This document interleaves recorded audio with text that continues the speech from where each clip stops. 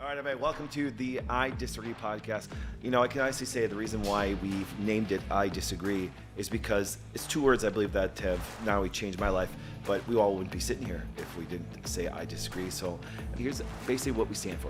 In the past 3 years, there has been more disagreements, controversies, opinions, ideas, failed expectations, character reveals, surprises, disappointments, lies, beliefs, assumptions, and bullshit than ever before. Here we go. You guys ready for the first one?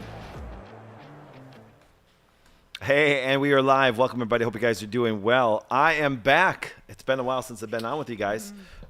We did a couple of pre-recorded shows, so we had that over the last 5 weeks, but physically I've not been in the room here for about 5 weeks, so it's good to be back with you guys. Misty Dana, Misty Travis, missed everybody. Welcome back, bud. They're there, and I got some returning faces and some new faces and some relatives on the show today.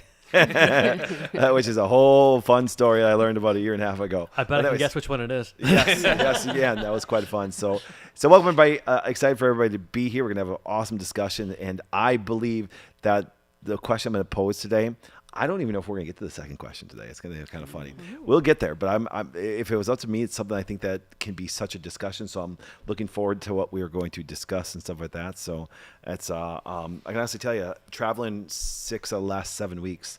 I really got some good feedback from people that watch this all the time, and they're just like, number one, we love that you disagree. It's something that I think that is very respectful to all people, just saying I disagree. But there's a lot of times people disagree with stuff that we even believe in, or even disagree with what we believe, but they can't articulate why. And so one thing that I will tell you this, I've learned, and Aaron, you were in Florida with us, is people come up and say, well, after your seminar, after the I Disagree podcast, now I can articulate why I disagree with what was out there, or why I actually believe what I believe, because now I can explain it. And I think that's one of the biggest things I love about the podcast. This is meant for people to really be able to, articulate their ideas. And because most people, which we're going to find out today, it's going to be such an emotional topic today, that the majority of people run their life based on emotion. They really do. And yes, and emotions once again are a fantastic thing. But sometimes they can be very destructive things. So we're going to talk about that in great detail today. So welcome, everybody. It's nice to see everybody. You got some familiar faces, got some new ones. So let's go around the room, and we can introduce ourselves, and then we're going to come back and talk about some of the things about it that way. So we will start over to the young man over there, who I've never met yet, but Travis, one of your friends. So let us know who you are. And you're a returning guest, aren't you, too? I am, yep. Yes. Yep, So, my name is JWade JD. I'm the water guy. I run JWade Services. Basically, if you have a water problem, I'm the guy. I service anything. So that's pretty much what I'm here for, to offer all those kind of explanations, because water just comes out of the tap, and it's just more than that most days. So 920-310-1150. nice. And I'll tell you what, and Doc approved your stuff when I got it back in 2016. I go, he was my filter. He still is, actually. But, he said, nope, get it. That's all the good stuff. And It's been awesome. Yes, it has. All right. I am Erin Walton, Outreach and Communications Manager, and just anything to connect with people. Travis Frisk, 42, married. Wifey's over there. You've all seen her on here if you've watched before. And I'm blessed to be here. I wear many hats. I love them all. Man, everybody's really short. I was like, am I missing something? Okay, so let us do this. I'll Describe fill something. some of that in. Steve would do it. That's right. So, I mean, yes. I just say my normal thing, which I actually haven't said in a couple weeks now. But I'm Dana. I'm 34. I have 2 boys that are 6 and 8. I've been married for 9 years. I went to school for accounting. I used to be a CPA. I worked on taxes for 10 years before I decided I didn't. Oh, I don't slow down. No, Yeah, I don't. Steve, you've known her for That'll- longer Like, than anybody in this room. I just don't do that. Sorry. I'm not even sure how. process I try. I'm not even sure how. But I did taxes for 10 years, and then I decided that wasn't for me anymore. And then I flipped careers to be a clinical nutritionist, just given my passion for holistic health. And now I also help co-host this podcast, and I have a social media account called Dana Disagrees on YouTube, TikTok, and Instagram, where I basically just support the patriarchy and all the alpha males. And I do have manuals coming out for what it means to be masculine and what it means to be feminine, and men and women in our day and age, and just be looking for those soon. Well done. Yes. I am Steve Frazier. I am 66. I have 4 children, 8 grandchildren. I'm a conservative Christian entrepreneur. I work in self-sabotage. I coach, I train, and I speak. And I can help people deal with their self-sabotage, which everybody has. Yep. I'm Kyle Eudes from Eau Claire, Wisconsin, independent insurance agent now, formerly a speaker where I met Doc, and that was uncanny. But just guy that when something's wrong has to stand up. Before my life as insurance, I was a professional wrestler, and I guess you never say never. I thought I retired in 2019, but I was back in San Diego a couple weeks ago doing it again, and Nice. I might need Doc's adjustment here. Yes. Excellent. Everybody's like said, Dan said, everybody's kind of short-winded today. It's kind of funny, but all right.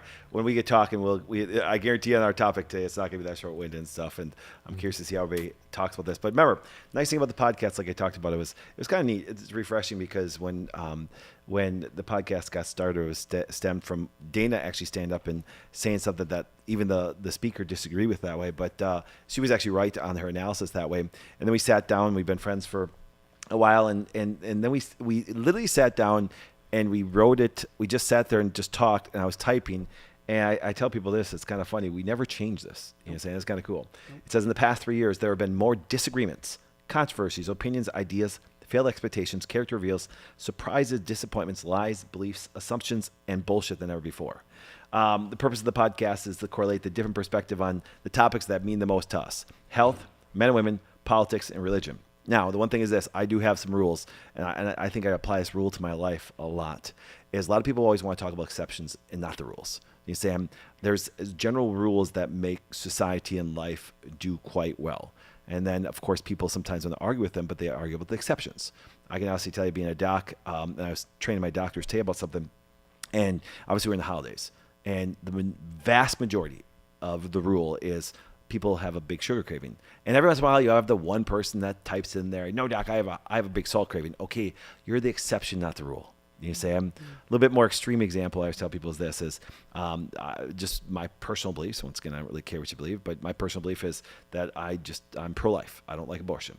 And then, of course, the pro people, they go to the exceptions right away, talk about rape and incest. I agree. I'm not saying it can't happen, but that's the exception, not the rule. The general rule is it's just basically a form of birth control.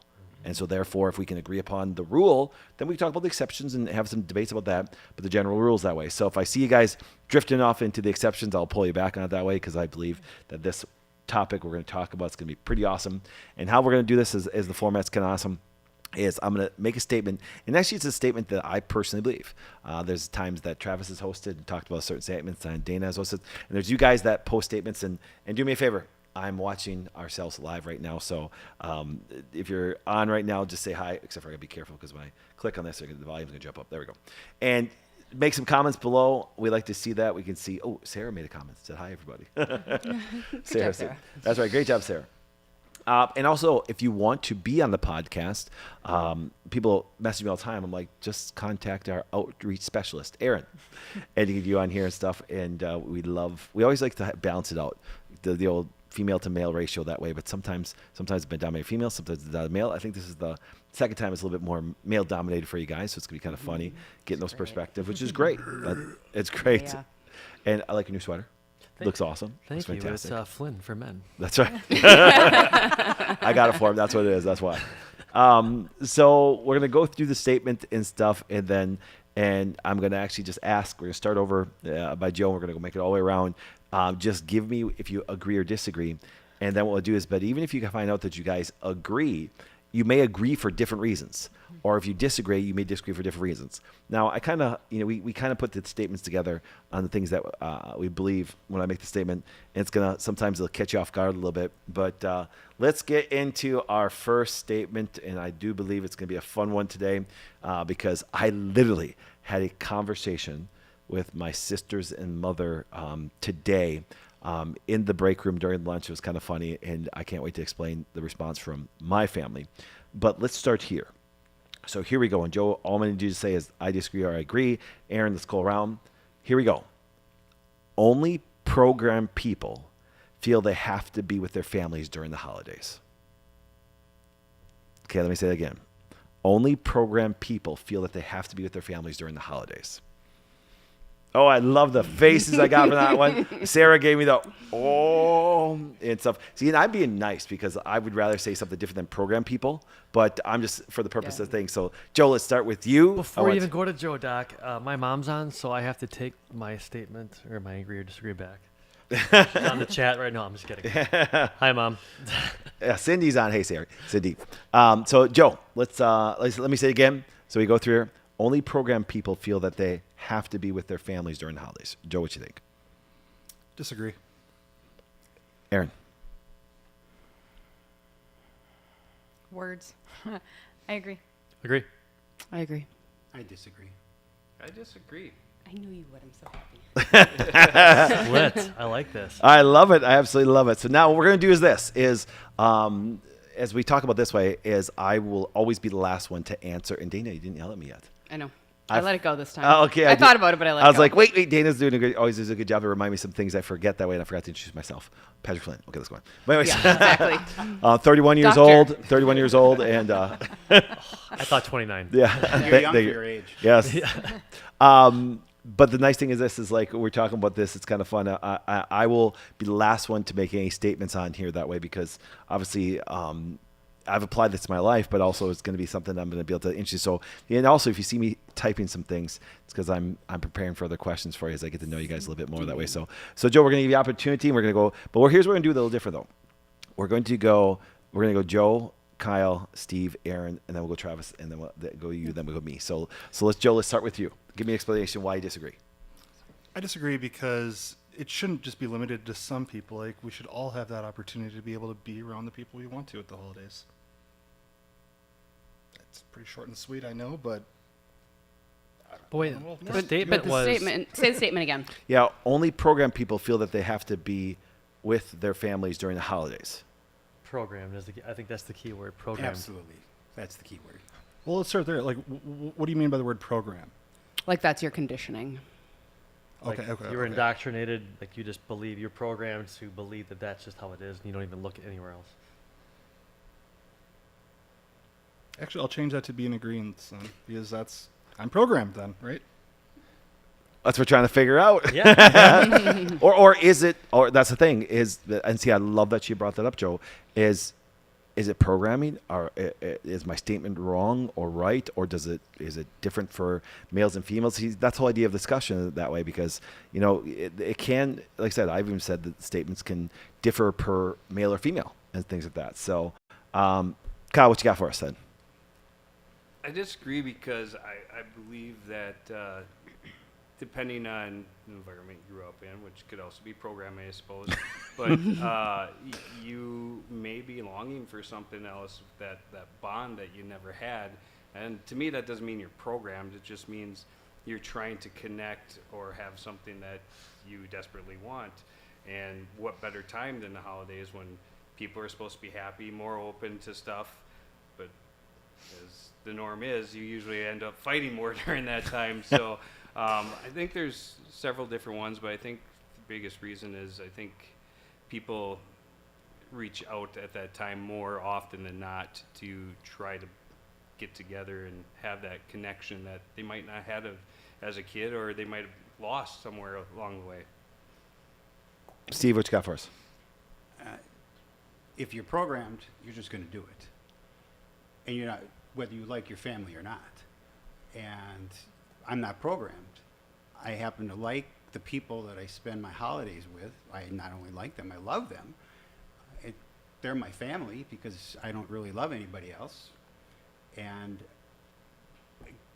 the programming thing is a conversation that you open up here, and who's here programmed and who isn't. Okay. I'm not programmed because this is what I do for a living now. Okay, I deal with programming. I know how you're programmed. If you give me, when I come back next time, I can get you all to write down 3 words, and I can do it. I'll be able to do it, and I'll do it for you if you want. And you won't even know it, because you know why? Because it's your subconscious, and that's where you're being programmed. It's in your subconscious, the emotional part. You don't even know you're getting it, and so why do I spend time with my family? Because I enjoy them, And there's some of my family, extended family, that I don't see at the holidays because it's not that I don't like them. I don't care to be with them at a time when I want to enjoy myself. I would like to, you just mentioned the fact that they have, there's a lot of conflict in the holidays because these family people get together and they don't like each other. Well, if you don't like each other, why do you get together? Because you're programmed, right? Okay. So why? Just cut them. Snip. That's what you do to people you don't get along with. You snip them. It doesn't matter. It doesn't matter what part of your life they are. So then you actually disagreed with your disagreement. I could have. It depends on how many times you want to look at it, yeah. Because, like I said, I think you did too, because I'm like, Jake, you're going to say some same things. I said, I was like, wait, you said I disagreed, but you just agreed with what we just said. I think you gotta really get into what programming is because there's different programming. Yep. Is it cultural? Is it moral? Yep. Like a religious, or is it something else? Is it And- tradition based? Right. I'm hoping we talk about all that. Like I said, if you really think about this topic, I think we run on this for a long period of time. And stuff of that. So What honestly caught me off guard was the word program. Yeah. It's like, well, if we're all here in America, like we're all programmed to a certain degree. So if we're going to go off the exclusionary route, like, well, who would be a person that's not programmed actually? Truly has no closeness of anything to us actually. Are we talking about people on an island out in the Pacific somewhere? But then do they actually have the holidays at that point? Their norms and traditions are different than what we do. So the level of programming does go to some degree then. and what you got? Okay. Words matter, right? So as I'm listening to this, the only program people feel they have to be, that phrase have to be, stuck out to me with their families during the holidays. I think Aaron, you'll be around me so long. yes, but I'm finally learning. You have to listen to, like, it's like when I ask people, when I ask people if they take a medication to, if a person has, if Steve had a heart attack right now and they give him medication, I'll ask them if it's good for their body. People say, yes, it is. It stopped him from dying. I asked you to stop it from dying. I asked if it was good for his body. See, that's why people get so many fights, is because they assume something or they don't answer the question that I'm asking. So when you talked about that way, it's like going, people feel that they have to. I can honestly tell you, and Kyle, knowing you and being family of mine that way, and if you took your wife and kids, if you think about it this way, and we talked about it before, is the majority of women I ever meet when it comes to holidays, they're fucking crabby as shit. They don't want to take their 4 kids or 2 kids, young kids, pack them up and move around. They're stressed out, yelling in the car. It's like people go to church on Sunday. It's like they're always late. They're yelling. They're screaming. They're mad. They're ticked off. And they get to church and say, hey, God bless you. You're just fucking being a bitch in the car. Do you understand? And it's like, why'd you go to church? Oh, most people go to church, talk about this. Church, most people go to church for program because they're programmed. And you say, and it's like, and so go back to the thing. Keep on going here. Okay, so I think there's a big difference between have to be or choose to be, and the obligation. Right, but the statements have. The statements. The statements have is people As feel like they have to be. Right, and that's where I agree that people who are programmed, whether that's tradition or whatever conditioning they've gone through, feel like they have to be due to obligation. They don't see it as a choice. And I know I fell into that deep and hard. And if I only would have listened to my husband years earlier. Yep. Yeah. Travis. I agreed because I wrote down this statement here.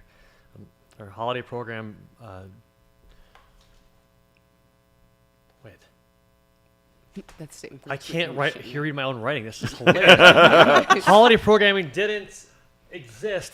Oh, if holiday programming didn't exist, I argue that I would see my family more. That's what I wrote down, and I mean that because I feel like I really rely on. I'll just see them then, especially in my younger years. I'll just see them at the holidays. I'll see my grandma and grandpa, all these things. It's programmed. I'll just see them, right?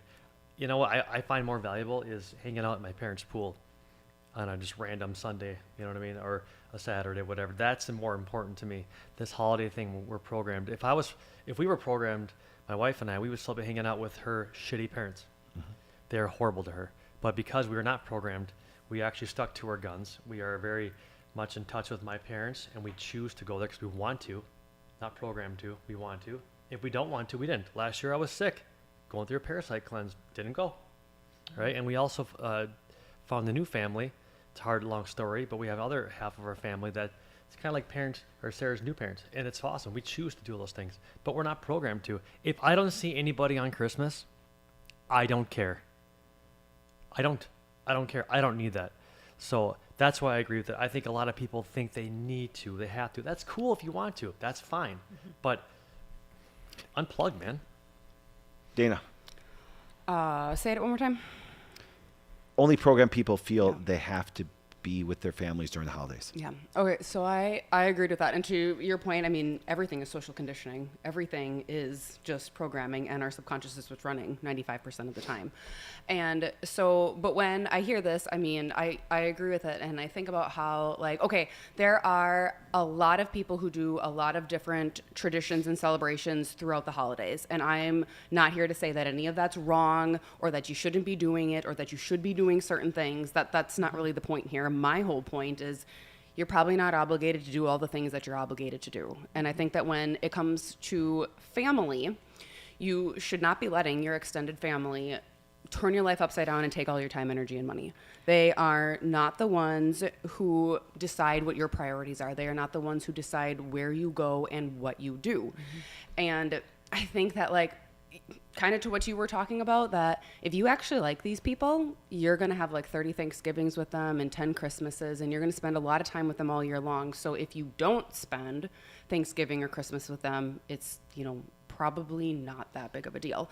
And I try not to take for granted that I grew up in a house, you know, like that, where my parents, they were just like, hey, like whatever everybody wants to do, that's fine. And there's never any pressure for anybody to do anything. And I have a much older brother and sister. And so when they started to have significant others, the whole attitude the whole entire time was, you guys are always welcome to be here. Our house is always open. Just let us know if you're going to be here or not. And if you're going to do something with your family, that's great. Just, you know, let us know whatever's going on. And there was never any pressure to do anything like that on either sides, on my husband's side either. They don't care what we do. And we have our own family, so we decide what we do and where we go. And there's not an obligation to really go to any one side or anything like that. You don't have to do what your extended family's doing. You don't have to do what your in-laws are doing. You get to decide what you do at the end of the day. And I'll take it one step further than just family stuff too, and just say that you don't need to do every tiny little thing that everybody else is doing either, just in general. There's research on this. I don't know if you guys know this, but did you know that if you don't put up a tree, no one will die? Did you know that? I didn't. That's an actual real thing, and I'm you're a tree still. guy, and I thought they all died. Yeah, no, that's Peanut's character dies. That is that is false information. Sometimes I wish when my wife puts the tree up in September. I think she's related to Doc. Seriously. She's taking good leadership. But I'm just saying, I'm sure that there are people watching right now who are just struggling to get a tree up, and they feel very guilty, and they feel very guilty about not having that for their kids. I'm not saying those are bad things. I'm just saying, like, hey, nobody's going to die over that. We don't put lights on the outside of our house, and we never have, and we never will. And that's probably because we would need to hire someone to do it, because I'm definitely not doing something like that, and I don't know how to do anything like that. I've never done Saint Nick for my kids, and I never will. If I ever want to, like, guys, I need a wife if I'm ever going to do something like that. Because it's not going to happen in my house. Wait. Nope, I said Yeah. what I said. I I said what I said. You're thinking the same thing I am, so we'll just table that. You table it. I digress. said what I said. And I know what I said. I understand I know exactly what what You you're know talking exactly. about. I know exactly what you're It talking takes about. a woman to do something like that, the St. Nick stuff. And all that to say, like, you don't have to do whatever your friends are doing. You don't have to do Secret Santa with them. You don't have to go to the office party. You don't have to do any of those things. People are so stressed out at this time of year. I don't know why we feel so obligated to do so many things. You don't actually have to do any of those things if you don't want to. Damn it, now you got me conflicted on my answer. Good. Of course you do. Because- That's the whole purpose of it. Because Good. I stick with what I said, that part of disagreeing, but over the years, doing what I've done, I've found that a lot of times, sometimes your closest family aren't even related to you. Yeah, And exactly. To your point, you do as much as you can with them, so if you don't make it to a Christmas or whatever, If it's you actually okay. like them. Yeah, it's okay. And so you start realizing it's a choice versus the conditioning. Is it love or is it conditioning? Exactly. So now I'm conflicted. Yeah. I know. I'm the same thing because program changes the whole dynamic of the statement because I'm going, wait, do I want to go? Yes. Let me show you another form of programming so I can pull this all together. Awesome. There's no difference between Christmas and Valentine's Day. Here, let me give you an example. There's men that never get their spouses do anything the romantic stuff on Valentine's Day. And you really think that the wife really is just like, and if she has to look forward to it, you're just a shitty husband. Do you saying? And that's why I laugh when people like celebrating Valentine's Day. Like, are you that dumb? Valentine's Day should be a normal thing, the way you treat your wife on a regular basis, to the fact that when something comes up like that, why the fuck would you even want to celebrate it and be culturally like everybody else that way? It should be Valentine's Day for her all the time. See, that's the thing. I'm going, so to give you an example, I look at Christmas the same way because I can honestly tell you, I have heard this thousands and thousands of times, sit in the consult room where women are so highly stressed out during the holidays. They got to pack up the kids. They have to do this, and then they have to bring the food, and they have to do these things. It's like, I'm going, why don't you just say no? My mom will be mad. Is she going to die? And I thought, well, all the family's coming in. When was the last time you talked to your uncle? Oh, last Christmas. So he's not involved in your life. I'm sorry. I don't give a shit about any holiday or getting together with anybody that I don't get with here at the same time because anybody can disagree with this.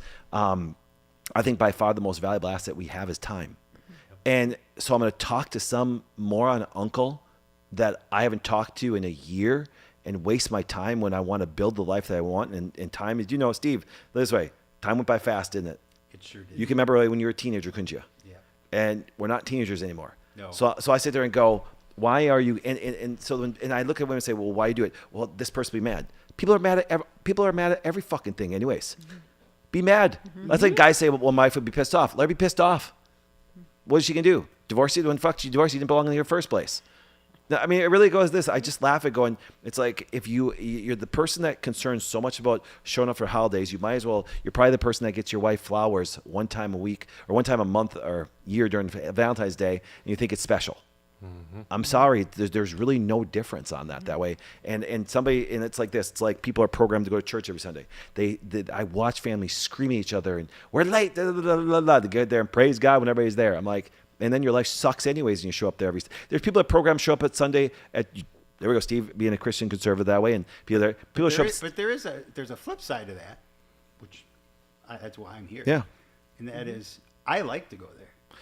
Okay, I enjoy it. Yeah, but that's the exception, not the rule, though. Oh yeah, okay. All See, right. you're talking about exceptions. I'm sorry, everybody. Yeah. Yeah, I'm the exception Fair. in this whole thing because sure. this holiday thing. Well, vacation Yeah. I consider a holiday, right? Yeah. So when my kids, we got married in 91, and from 1992 on, we went to Florida every June with our kids. And the first year, we had this beautiful cottage right on the beach in Fort Myers Beach. We were on the beach, pool here, ocean here, and 10 o'clock, you're up, you're at the pool. Okay. First year we got away with it because they were small enough. Second year, some rebellion. Third year, we realized, because we grew up, is that why in the world are we making these kids get up and go to the pool? If they didn't want to go, we just didn't make them. Yep. And there were days when they didn't come out till 2 o'clock in the afternoon. Yep. And you know what? My life was better. Yep. And so was theirs. Yeah. Okay? So I got out of the programming. Now I don't know where I am on this whole disagree Yep. thing. Okay, Yep. I might be triple disagreeing now. Okay, but the point is that you're right. Is that so many people feel? We felt it was necessary because we had spent the money and we were on the beach, and so many people didn't get to go to the beach. That you better be out of the beach, God darn it. Yep. But then we realized that it was much better to give them their free will, and we had a better vacation. Yep. Because of it. And that's when I said about the holiday thing, you talked about the uncle you see once a year. I don't see any of these people. Yep. I see my 3 kids and my grandchildren, my 4 kids, 3 kids most of the time, 4 once in a while, and my grandchildren who I want to see, and I have a wonderful holiday. And once again, I'm the exception, and I apologize. And my mom, so my mom and my sister Natalie were sitting around and we were having some lunch, talking about this way. And it was kind of neat because we were just discussing these things because I set a lot of standard for our family that way, going, hey, listen, when Devin and Faith got married, I sat down with Devin and Faith. I said, listen, if you never come to one holiday, If you never show up on other things, I'm perfectly great with that. You guys now are a couple. Go live your life. Go after your dreams. Do your things this way. And the funny part is this. But my connection with my daughter, my son-in-law, is basically there on a daily basis. And so therefore, if I went to see them on holiday, it wouldn't bother me one bit. And on the flip side, my mom literally said, "Oh, we spend so much time together anyways. It doesn't matter if it's the 25th, 26th, doesn't matter what, because getting together on a regular basis, I'm going to see her on a regular basis. So showing up on that holiday day that everybody gets together, it really, for example, is really no different than any other time that you want to spend time with somebody in the first place." And so I think that what happens is, I'm always going to come back because dealing with women so much, they get stressed out because of the holidays. And it's like going, it's not that enjoyable. I think it's more enjoyable for men because they are going to do less preparation because we just don't give a shit if the house is clean. You know what's really funny is like, I watch fights this way. We got to clean the house. Why? It's just your parents coming over. Wife loses her shit. So funny, it's the opposite in my house. Yeah, no, but on standard, but one exception, not the Yeah, I rule. know. And so I just look at going, and I can never get over the aspect of time. And I just don't want, a lot of people do this. A lot of people will say, will they have lunch with me? No. Why? Because you're not part of my life. Why do I want to waste my time? I literally do this. If you're in my life, I will do everything I can to spend time with you. And so therefore, I tell people this, and I'm sorry, I'm gonna share this with it because we do a lot of celebrations here, and I'm gonna celebrate time. So to me, it's Christmas year round. Do you Sam? It's Christmas year round. My heart of giving is there all the time. I want to spend time with you, want to have fun, want to do those things that way. And it might just be a different location. But so to centralize a day is really just programming. It's like this. We know this just based on past religious things. There's people that are cheesters. They go to Christmas during Christmas and Easter, and they literally like, I have to go. And then my mom says I have to go this, and they literally do it. I'm like going, why? You fucking suck as always. You're not faithful in anything that way. Why would you go? You're a waste of space. You're taking up a chair. You shouldn't fucking be there. I love this. Churches get packed during time. Think of it this way. You're a piece of shit all the time. Do you think going on Christmas and Easter, which are fake, made-up dates anyways? True. Sorry, Jesus was not born on December 25th. That's why religious reasons why we celebrate Christmas. Well, are you that dumb? He wasn't born that day. Do you understand? And it's like, and I always love these over-spiritualized Christians. Don't put a tree up and don't play Santa because the season's for Jesus. Well, if you celebrate Jesus on December 25th or a small holiday and then you're a dick the rest of the time, you're really not doing what Jesus called us to do then. I just love that in your program. Yeah. It's like tell me what is the reason that everybody gets scared on December 25th? You Sam? What is the reason? I think it's dumb. No, I think somebody it's religion. Okay. I'm not. I'm curious. Yeah. You don't know what you don't I know. believe. When did he? What day was he born on? Nobody knows. Right. So let's say it's just okay. Then we all decided on 25th. Then what's wrong with that? I say there's nothing wrong with it. I'm just saying the fact that there's people like we talked about. I have taught, and we all know people. There are people that really feel obligated, especially women, that they have to show up these things. They have to do this. And parents, I talk to parents. I'm pissed my kids didn't show up. Really? How often do you see your kids? I'm so busy. I can't always see. They're so busy. Well, then guess what? Then your kid doesn't give a shit about you. Or maybe you're a dick, or maybe you're a bitch, and they don't want to be around you. I'm sorry. I have to limit my time with people because I'm very proud of this. People want to be around me all the time. Doesn't matter if it's December 25th. Doesn't matter. People fight for my time. So why don't you just become the person that people want to be around on a regular basis? That's why I always laugh about these over-spiritualized Christians that are always preaching and yelling at people. I'm like going, nobody likes you and nobody wants to be around you. If you really were a leader, you would have to fight people off who want to spend time with you. What's funny is as somebody who chases after God's heart all the time, I have two favorite holidays. 4th of July, his house, and Thanksgiving at mine. And those are ones that I choose to do, not programmed to do. He never told me I had to go. It could be considered a chore to make a huge turkey, do the no antibiotics, all the good stuff. Yep. It's not, it's what I choose. It's what I want. And there's no programming. It's something that my wife and I created. It's just Thanksgiving. Eat a lot of food, spend time with the family. I love hanging out with my nephews. It's amazing. It's fun. It's something I created, but it has nothing to do with Christmas. It has nothing to do with Easter, and I love Jesus with all my heart. Do me a favor. Come hang around me on a regular basis. You know what you see on a regular basis? The same people all the time. See, people scare me when they always have new friends. I don't trust anybody that always has new friends. drives me nuts, because it's like when your relationship is surface, and then when they find out who you are, they don't want to be around you. Anybody can fake anybody right away. You know what I'm saying? I tell people, everybody lies when they first meet people. I don't. I'm going to totally opposite. I'm hopefully going to piss you off when I first meet you. I'm going to try to push you away because I don't have time to spend with you anyways. You know what I'm saying? And it's like, that's why I laugh when people are saying I'm being disrespectful to my uncle or my aunt or this. It's like, they're not involved in my life. You know what I'm saying? So that's why a lot of people don't realize you don't have to have a blood family to be truly family. Right. You know what I'm saying?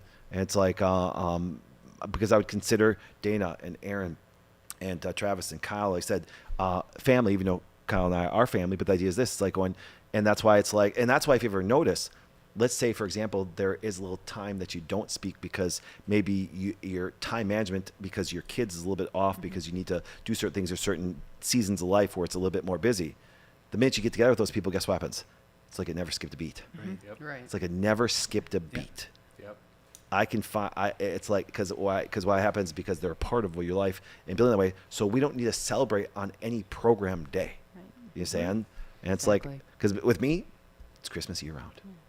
Well, I'll say that when our family moved to Texas, right, and we Yep. didn't talk as often as we did when we first Mhm. lived here, and we moved back, or anytime we visited, it was like we didn't skip a beat. You talked about people putting up a fake front, right, when they meet people. Yep. I think a lot of times also people feel they have to continue with the traditions and the going to family and everything to keep up this facade of a big happy family, Mm-hmm. and in reality, it's just, the family's all getting together, but we're all stressed out about it, right? And it's all just for the show of this is what you do. To this day, my parents still get together with their brothers and sisters. And so if you're counting, this is 4 generations of families that still get together for the holidays. And for about 10 years now, we've not gone to those parties. 6 of them, we lived in Texas. Even the 2 that we were back for, we chose not to go because time was just too valuable, Mm-hmm. right? And that took me a long time to learn. I heard you say it a lot, but I was all caught up. I was all caught up. Why is everybody so afraid to break this programming? People are afraid to say no. People need to Yeah. learn how to say no. You gotta It's going to be very pleasing important in the all next year. the time. Okay. But if you ever really dig under to why are people so stressed out? Why do people hate going to church or hate holidays? It's because they were forced to.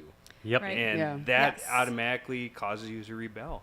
And now you have that begrudging, I don't want to do this, I don't like this person, just what Doc's been saying the whole time.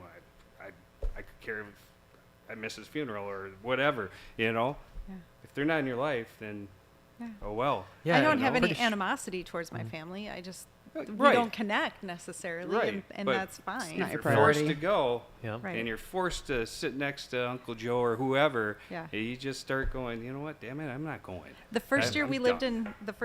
in Texas was the first year my kids didn't well, no, I guess it was the second year, right? But that first year where we absolutely had 0 obligations, nothing, nobody, because it was just the 5 of us, 1,200 miles away from anyone.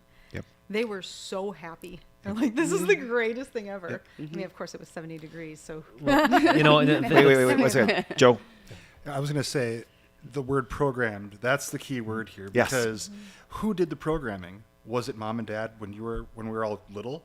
And there was that most impressionable Christmas. Me, it was the N64 Christmas, best Christmas ever. Yes. But like that was memorable to me, and or is it like, the people that aren't maybe having like the family kind of Christmas, and then they kind of listen to the Macy Days Christmas parade kind of Christmas stuff and everything, and it's that societal kind of like, oh, this is the reason why you should go and do these things. But how many of these women are actually running around and everything because when they were a little girl, they had a really good Christmas, and they're like, all I want to do is just make that Christmas for my kids again. And is that really a bad thing at the end of the day? Well, it doesn't mean making it's, you sick. It doesn't mean it's bad, but here's what happens. This, you're expecting your kid to be just like you, and you guys all know this. Everyone, you guys, and Steve, I have to bring this up because Dana's best friend is your daughter, Right. and I have the utmost respect for her. I think she's a wonderful woman that way. But I guarantee you, and we've talked about this. All your kids are different. Do you Oh, understand? yeah. See, let's see it. Look at the face. Oh yeah. And so how they express, enjoy, do holidays, and stuff like that, it's going to be dramatically different. And people think, well, if I had this, for example, if I did this as a kid, then my kid should be able to do it this way. I'm going, well, then you're just going thinking that everybody's the same and everybody's going to enjoy the same things and think that's not. And I can honestly tell you this, and I'll use my son-in-law and my daughter about this. It's like when I literally sat them down and said, listen, go do your life, go build it. Time's the most saddest thing. You guys are young right now. It's going to go by fast that way. And you know what my son-in-law's response was? He's like, but I want to be by you during Christmas. I'm not saying you can't be by me. I'm just telling you it's not obligated. And guess what happens this? And let's say that that you can't do it because there's certain things that are time. You're a business owner. You got these things that way. I'm going to be the most understanding person because you know why? I'm going to talk to you on a regular basis. You're involved in my life, and there's only so much time that you have available for anybody. You say, and I just and so let's say that there was an opportunity to where a lot of people have work, and then therefore their work is not I have the freedom to do whatever I want anytime I want. Okay, I built a financial status, I built a thing this way, but I also give that to latitude to people that work with me and things like that. But the idea is this. Let's say you did have constraints of a job that made you be there 9 to 5. And then a day that you did head off because it is Christmas, last thing I want to do is waste it on people that I don't see. I'd want to go, okay, Travis, Dana, Aaron, Kyle, I want you guys over at my house and let's hang out. Let's do this because now the controlled time's under my control. And therefore I'm going to invite you if you can come and things like that. And so therefore it's an essence of going, okay, listen, and I'm hoping that I'm going to be the kind of person that you want to live life with and build that good that way. And then it's almost like, so then when I do my big 4th of July, guess what happens is every year I have more people come to me saying, can I come to your 4th of July party? Yeah, you're more than welcome. Now, I tell people though, but even at my 4th of July party, this one thing is this, I laugh about this. I try to tell people this all the time. To think that you even treat all your friends the same is a total lie. You have favorites. There's a hierarchy of everything. For example, Kyle, you have, I would suspect that your wife is the person that has the most hierarchy of all females in your world. Okay? Pretty much, yeah. And well, no, let's say this, even over your mother. Oh, yeah. So if you had to choose your mother, spend time with your mother or time with your wife, which one would you choose first? I'm going with the wife. That's the point. And there's nothing wrong with that. And so let's say that your time was so constrained that guess what happens? Your mom's demanding you come over for a holiday. It's like going, sorry, Mom, I've had 0 time with my wife. You're second. And so, no, she took it. No. I'm not saying there's not respect and things like that. But, and Mom, you would be second, but I'm going to take time with my wife first. You understand? Right. It's like when when Faith was born, I said, listen, till noon, nobody calls me on Christmas morning. Still this day, it's a rule. Don't call me. I won't pick up. And if you're dying, who cares? Go to the emergency room. I'll talk to you after. If you die, you're going to heaven anyways. If you believe Jesus, cool. If you die on Christmas, you have more chance of it maybe for all the bullshit. But anyways. Let's talk about that one. Okay. But here's what happens. That's the point about it that way. I see there's a hierarchy. So I even tell people, and it's really funny. And we all have a level, for example, of friendships with people. And I would look and go, okay, I'm going to spend time this person that way. And if you're my friend, the 10th on my list, I may not get to you then at that day. You understand? So that's why it's like I just and that's why to feel obligated or feel that you have to go because it's like, oh, my family's going to be there. Okay, what's the time disbursement that you have them through the year? And I still come back to this. If it has to be the simple fact of that you are constrained because people say, well, Doc, but my job keeps me busy all the time. So this. Okay, but there's only so much time that Christmas day. Then who's going to be the hierarchy? I mean, honestly, if you're a family person, I think you're going to spend with your wife or husband and your kids before you even get to your parents. You understand? And so even if because I know what happens is people sometimes don't want to let go to what they had. It's really funny, especially the over spiritualized Christian people, because I'm on those today for some reason. Probably because one pissed me off today. But anyways, happens this is think about it this way is like they whatever they didn't have as a child they feared. For example, if you had cassette tapes and CD players came out, it was from Satan. Do you understand? Everything that you didn't have as a children, it's something that's new. No joke, when the internet came out, the Christian community was like, Satan, it's going to destroy us. It's this, this, and this. And next thing you know, something else coming new. Now AI, Satan. Do you understand? I see all the bullshit constantly all the time that way. And here's the point. It's whatever you grew up with, you think that's the way it's got to be. That's your normal. Is that the reason why you don't answer the phone until noon? Tradition?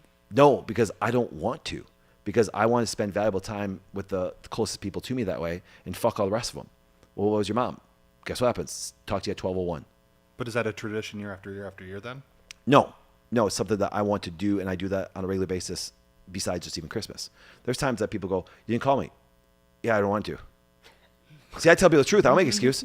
Travis says, you didn't call me back. Yeah, I didn't want to. If I wanted to call you back, I would have. I knew I didn't call you. I always love this. People always do this all the time. You guys have all missed appointments and knew you missed them. Do you understand? That's why I tell people, say, I always love this. A person should have callback policy if a patient or somebody misses an appointment. You fucking liars. You all skip appointments and knew you did. Oh, I can't believe I missed. Oh, I totally forgot. No, you didn't. You knew it. Ghosting, am I right? As far as what? Yeah. That's what the kids call it. Right, kids. Yes. Well, That's what the getting, kids Yes. baby steps into back that hippie thing we were talking See, because about. mine's not a tradition. Mine's a time management. See, I want to manage my time. I had a doctor ask me today. He's got great momentum, success, and he's worried about losing it because he's having another baby. I said, why would you lose it? I said, the only way you lose it is if you sucked at managing your time, because it's only your second child. Do you understand? Yeah. It's like, and so time manage it appropriately, and you don't have to worry about losing your momentum of success. Now, if you want to add more things into your life and think there's only such time in a day. That's the part that people realize. They really have the concept that, for example, the time is not the most important thing. You're going to waste it, and it's going to bypass you very quickly. Yep. And So- I would even pass this past, or even beyond holidays. 8 p.m., Braden, you're on your own, and I am with my wife until bedtime, and that's it.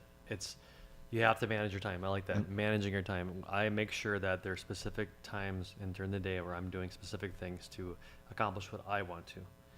Otherwise, it doesn't get done. I'm just appeasing everybody else, and that makes me a little, I don't know, doormat, I guess, for lack of better words. So let's go back to this, Joe, because I like that you brought this up. The term programmed, do you understand? And stuff of that, that's a huge thing. So if you think of it this way, I want you guys to do me a favor on this one. Who's programmed you in your life? So Kyle, let's start with this. What do you think has programmed you in your life and some of the patterns that you live your life by? Oh, I definitely say church, and to point my grandparents, because they practically raised me, and it was, you got to go to church if you're going to spend the weekend here, and getting into that, and then, not that it's bad, but the moral programming and. Wait, why can't you say it's bad? What's that? Why can't you say it's bad? It's good to have morals, isn't it? It's good to have morals, but I said, but why can't? That's the part I'm getting at. Yeah. That teaching the morals, the ethics, the stuff that make your character stronger. Teaching you the integrity and everything like that. That's not the bad part. Right. Okay. Because if you think I'm going to say it, brainwashing the religion Yes, into thank you. And the biggest aha moment I ever had was when somebody said, evolution's not real.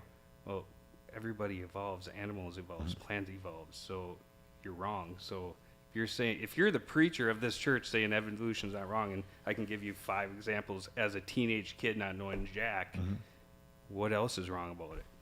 And that's where I started really questioning things. So, but the biggest influencers, programmers were probably my grandparents. Yep. Well, it's funny he said to program religion that way. It's kind of funny. I love doing this, and I can prove to every person, no matter what your belief in faith is, that everybody goes to heaven. It's even in the Bible. Everybody does. Everybody goes to heaven. And see, I can see this audience going. Oh, see, Sarah's going. Yes, Travis knows his answer. Things like that. Everybody goes going with this. Everybody goes to Yes, heaven. But they see, do. but when you are programmed, your first response is anger. I'm not going to Christmas. First response to people is anger, or because they've been programmed and stuff like that. And so it's kind of funny. And then people are like, that's not true. This is the people. I'm like, everybody goes to heaven. I can prove it to you. Everybody goes. Where do you get I'm judged? just curious. I can't believe you don't know that. Where do you get judged? Ah, there you go. See, everybody goes to heaven. See, it's heaven. I didn't say you stay there. I was Just- saving the punchline. I was saving the punchline. I'm gonna. I'll disagree with you there. You can disagree, but you're still wrong. You're right. Thank you. And you can disagree with me, and you're still wrong. So we disagree on that. Yeah. We agree on that.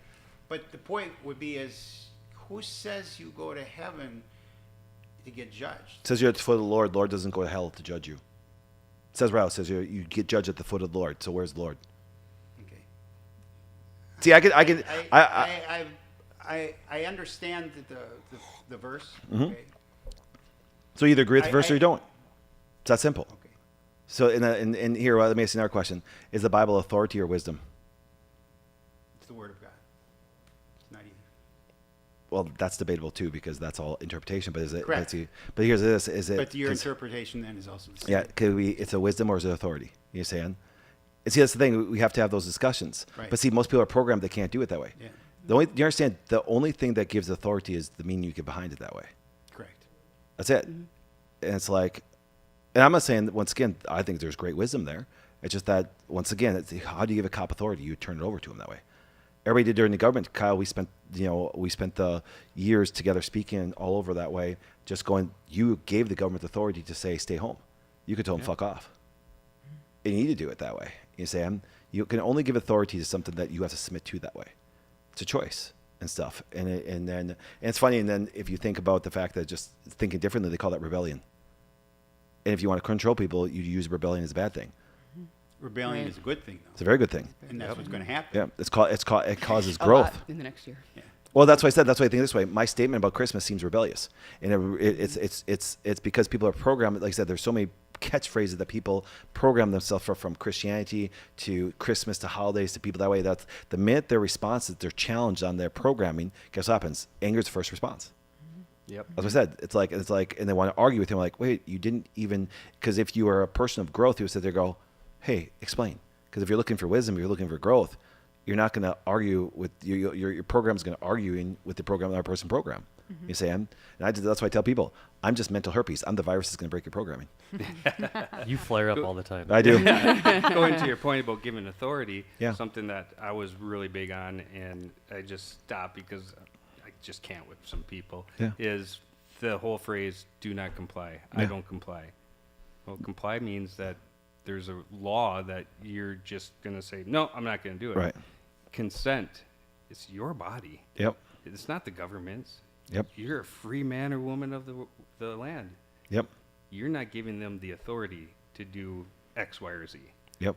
People just, nope, that's not right. Yep. You know, it's like, get out of the box, take a step back and look.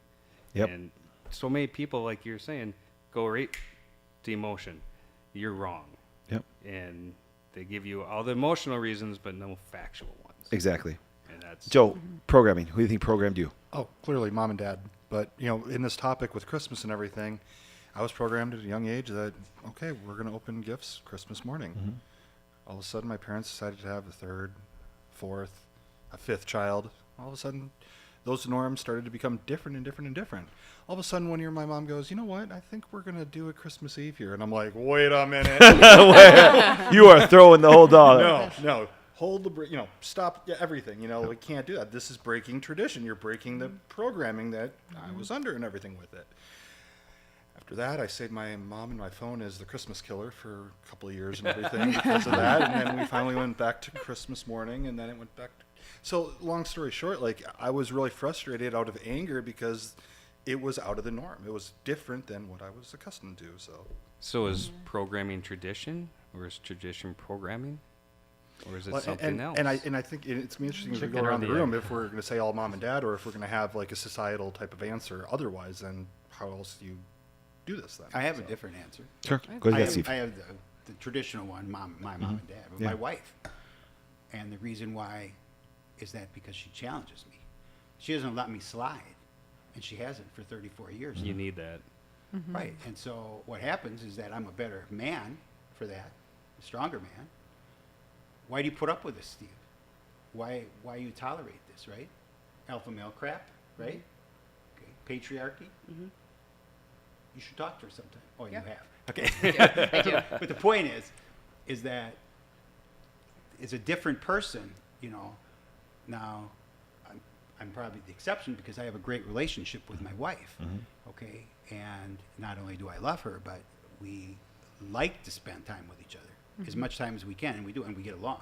When we drive in the car for 24 hours to go to Florida, when we get in the car, I said, do you know how lucky you are to have me for 24 hours? Yes. And she says, yeah, I know. She didn't say no. She teases me. But what she does is by challenging my original programming, not that my mom and dads were wrong, okay? I mean, obviously some of it was, some of it wasn't. But the point is that she doesn't let me slide. And Alex doesn't either. Okay, so I have two women in my life. You know, Dana wouldn't if I saw her more often. But the good news is she doesn't. I don't, so I don't sound jacked up by her too often. Yeah, but you know, I'm fortunate, and I'm probably the exception again. So again, I apologize for that. But it's not a bad life. You know, you said what you said, tradition or programming, right? Is tradition programming, or is programming tradition? Programming causes the tradition. And here, let me explain. So, where do we get the 4th of July from? Our independence, right? Obviously, we found that we felt that was necessary to remember every year. So what do? We pushed to what? Celebrate it. Right. Same with Christmas or the Pilgrims and for Thanksgiving. Like there was something sparked someone to say, you know, this is important to remember. Let's keep doing it. You don't believe me? Look at if you're a Christian, you've taken communion before. It's a tradition through programming that we learned from the Bible. So everything comes from programming. We just accept it as okay until we question everything. Like he does a wonderful job of questioning everything and finding out the truth and coming to wonderful results. Sorry about that. I hope I didn't break it. But my point is, I think that's where tradition comes from, programming. I think sometimes traditions exist because life's too easy for most people. Because you know something is this? The people in India, the poor third world countries, they don't give a shit about Christmas. They can't even. It's like this. I've never, if you've done any kind of mission work or any kind of helping extremely poor areas and stuff like that, they don't give a shit about global warming. They don't. Do you know why they don't give a crap? Because they can't find food. They can't have clean water. Do you see what I'm saying? It's like, that's why I laugh when they're like, you're upset about this? I'm like, you need a reality check, man. Big time. And that's why when people complain about their life, I'm like going, so why did you waste time watching the Packer game? Why'd you waste time doing these things? Life's too easy. You're saying? It's like, and that's why I laugh when men tell me that they're not living their life. It's like, well, it's your own fault for one thing. Don't blame your mom. Don't blame your dad. Don't blame your wife. Don't blame traditions. Don't blame this. It's your choice to be who you are and stuff. And it's like, and that's why I tell people, you have to make men's life hard. Women have to understand that life is hard. Men have to have a hard life. That's why it's really funny. I'm a very big fan of this one guy who understands marketing and advertising. But I think one of the dumbest things he ever promotes, because I think he's also speaking to women most of the time, he's like, you know, happiness is the key to success. I'm like going, you know some of this? When you and I work out and I hit a record bench, I'm not fucking happy about it. You saying? Men will get happiness once they have a tough life, because everything to gain takes pain. Do you saying? Women can't live that kind of life because they'll make them sick, depressed, and I think they have to. And also, the dumb thing he posted too is money doesn't bring happiness. I'm like, then you don't know where to shop. Because I just brought 120 people to Maui, and they're pretty damn happy, and it wasn't love that got them there. Right. That's like, and actually, no joke, and we were on the golf course with a person who I actually like, but over spiritualized Christian answer. The love of money is root of all evil. I fucking love money in every single way. Everything good I've done, guess what happens? Every money I've given, which is more than a lot of people make, came from money that brought them happiness of food and water and shelter and all those things that, do you get my point? So all these bullshit over spiritualized Christian catchphrases that way and stuff like that. I'm like, you know, sorry, you loved that I brought you to Hawaii. How'd that get there? Do you think that Delta flew you out there because they just like you? You saying? They can 'Cause send me you're back. vaccinated. They can send me back whenever. Yeah. Remember, I think to your point, what men need, It's fine. yeah. I What- caught we you. got it. I caught you. I know. what men need or thrive on or motivates real traditional men, not the panty waist that are parading around. Yep. Those are is called soy latte plus 5 beta. There you go, Dana. I missed that. Dana, I missed that. It was nice to hear that. it is necessity and fear. Yep. We fear not being able to provide. We Yeah. fear letting our family down, and that's what drives, you know, the alpha males or whatever you want to call it. That drives the real men. Yep. And if we don't have that, then we get lazy. Yep. I'll tell you what, the worst painful spot to be in is bored. Doesn't happen often anymore, if ever.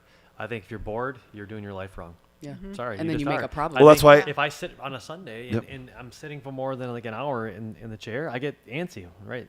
I get antsy. I start moving around. Like I need to do something. I need to like keep moving forward. Because yes, rest is good and all those things, but you have, as a man, you know, we have to keep moving forward. There's always there's always something to do. As a human, you have to do that because it's very, very dangerous when you start to get bored, because that's the whole made up problems thing that I like constantly harp on people for, because your brain, it doesn't matter if you're a man or woman, it applies to both. Your brain, it will always search for problems. So we have gotten to this like really, really cushy state, really, really cushy lives in our country, right? If you own one of these, you don't have problems. That's normally True. what I just say. And if you start to make up problems because your brain is so bored and it's constantly looking for something, right? Because way back in the Stone Age, they constantly had to look for the saber-toothed tigers or whatever it is that they were doing. Which that was a good thing at the time because your brain was constantly looking for things to help keep you alive. But it's just not that applicable today anymore. And so now it's kind of working toward our detriment because we're just looking for things to complain about, like pronouns and body positivity, things that just those are made up problems. Oh yeah, and here let's all go around the room for a second here. Hour number 3 during a holiday at your family. What happens? Do you start getting a little bored, little antsy? I'll tell you, that every holiday that we had, my husband would all of a sudden go, I think the baby has to go home to nap. And like this happened when the baby was 18 years old. He's still taking the baby. That's awesome. And he makes his exit and leaves because he's bored out of his mind. He's like, if you want to stay, that's fine. You catch a ride home with your You know, mom. But it's really funny. We always tell kids to tell the truth, but fucking adults will lie all the time. Even like I said, the people that are just like, tell the truth, always be honest. Way, why are you leaving? Because I'm bored out of my mind. I don't want to be here. Well, don't say that. You'll hurt their feelings. Well, it's the truth. You're saying. It's like, we always yell at kids, don't tell the truth. You're fat. Watch what you say to people. You're fat. Do you saying? You know what I'm saying? It's like going, and maybe you should know that it sucks coming to your house because maybe you're going to do something that's at least entertainable or want to be around you in the first place. Yeah. I always said, if you are a person of substance, people want to be around you. And even if you are a person of substance, guess what happens? You're not going to like everybody that you meet because it's just not your kind of person. Yep. And can you imagine that? Sometimes the people that you have blood relatives to, they're not your kind of people. Yeah. They're just not. Because it's like I grew up in and certain family members where they piss and moan about their life all week, go to a job, and they drink on the weekends. You know what I'm saying? And then I go and do something different, become extremely wealthy, do all the great things, make a big impact that way, get opportunities that way, and jealousy sets in. You know what I'm saying? It's like going, so why do I want to spend time with you? Now once again, it usually takes some tragedy for them, or they need something that way, and then they come to you that way. But then there's parameters on it that way. So it's kind of funny. It's like, that's why I said, and to me, that's why holidays, and I equate, no joke, I really do. I equate all the holidays are just an excuse to do stuff that you should be doing on a regular basis. Valentine's, I love Valentine's Day, not as far as the thing. I use an example going, listen, it should be Valentine's Day for her all the time. You understand? It's like, if it's not Valentine's, if Valentine's Day is the only time you get her flowers, some other guy's going to come along and it'll be Valentine's Day for him very soon with your wife. If I got my wife flowers on Valentine's Day, she'd kick my ass. Yeah, she'd throw them at you. Yes. Well, and it's good for the flower industry. Yeah, I mean, that's what cards it's made and for. There's that. Sell Yes. junk. And diabetes. Yes, that's right. All the chocolates, everything that way. It's like, yeah. It's great for dialysis clinics. So, Aaron, where do you think your programming came from?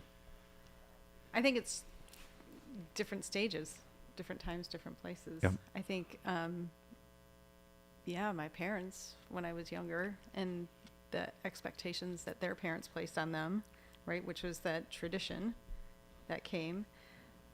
But then I think, who decides who the cool kids are in high school? Who gets to decide that, right? And then you fall into that whole programming and keeping up, and then going on from there, you're in your 20s and trying to keep up with the next group, right? And so then society and the people you're around. So I think at different stages in life, it's been different people, for sure. But I'm grateful that since mid-20s, I was starting to seek out other people that I wanted to maybe mentor or whatever that looked like, right? Whatever that word is. and seeking out wisdom, or, hey, you're doing life differently. This looks different. I like this. How, even though that programming had been so deep and that tradition had been so deep, that there were certain things that I wasn't able to step away from maturely, right? Until I got older. So I think it just depends on the stage of life and who you allow to influence you. Right. That's a big one. Dana, what'd you think? Well, I mean, I have the same like general parent answer that everybody has. Although I will say that we did presents on Christmas Eve, and it blew my mind when I figured out in like high school one day that people open them on Christmas Day. That was insane to me. I could not believe it. I thought everybody else did it wrong. Who can wait that long? It blew my mind. Because Santa always came, like, because we went to Christmas Eve church. Santa came during that time. He didn't come on Christmas morning. I had no knowledge of that. Zero until I knew Santa wasn't real. But was it because you had to be somewhere? Was it because you had to be somewhere Christmas morning? No. Okay. No, we walked right across the road because I grew up right next to my grandma, my dad's mom, and we would go get our stockings over there, but that wasn't like a have to. And no, I don't think it was based on anything. Because we opened our gifts Christmas morning, but it was fast and furious. Like, my parents woke us up, and which then later led to us waking up our kids because we had other places to go, right? Like, no, that's just how it was. I just wanted to say that because you were talking about that, and it blew my mind. And to the point of the tradition of everything, my parents made it very stickler-esque. It wasn't just like any other normal morning. It's, you gotta get dressed in the morning, you gotta brush your teeth, you have to have breakfast first, then the mayhem can ensue after that. But those things had to happen. That was part of the tradition. See, my parents were more of a traditional one, where we started with Christmas Day, and as Santa was exited at a very young age, we were able to talk them into doing, Christmas Eve slowly, and then we even started talking Dad because he's weak when it comes to help.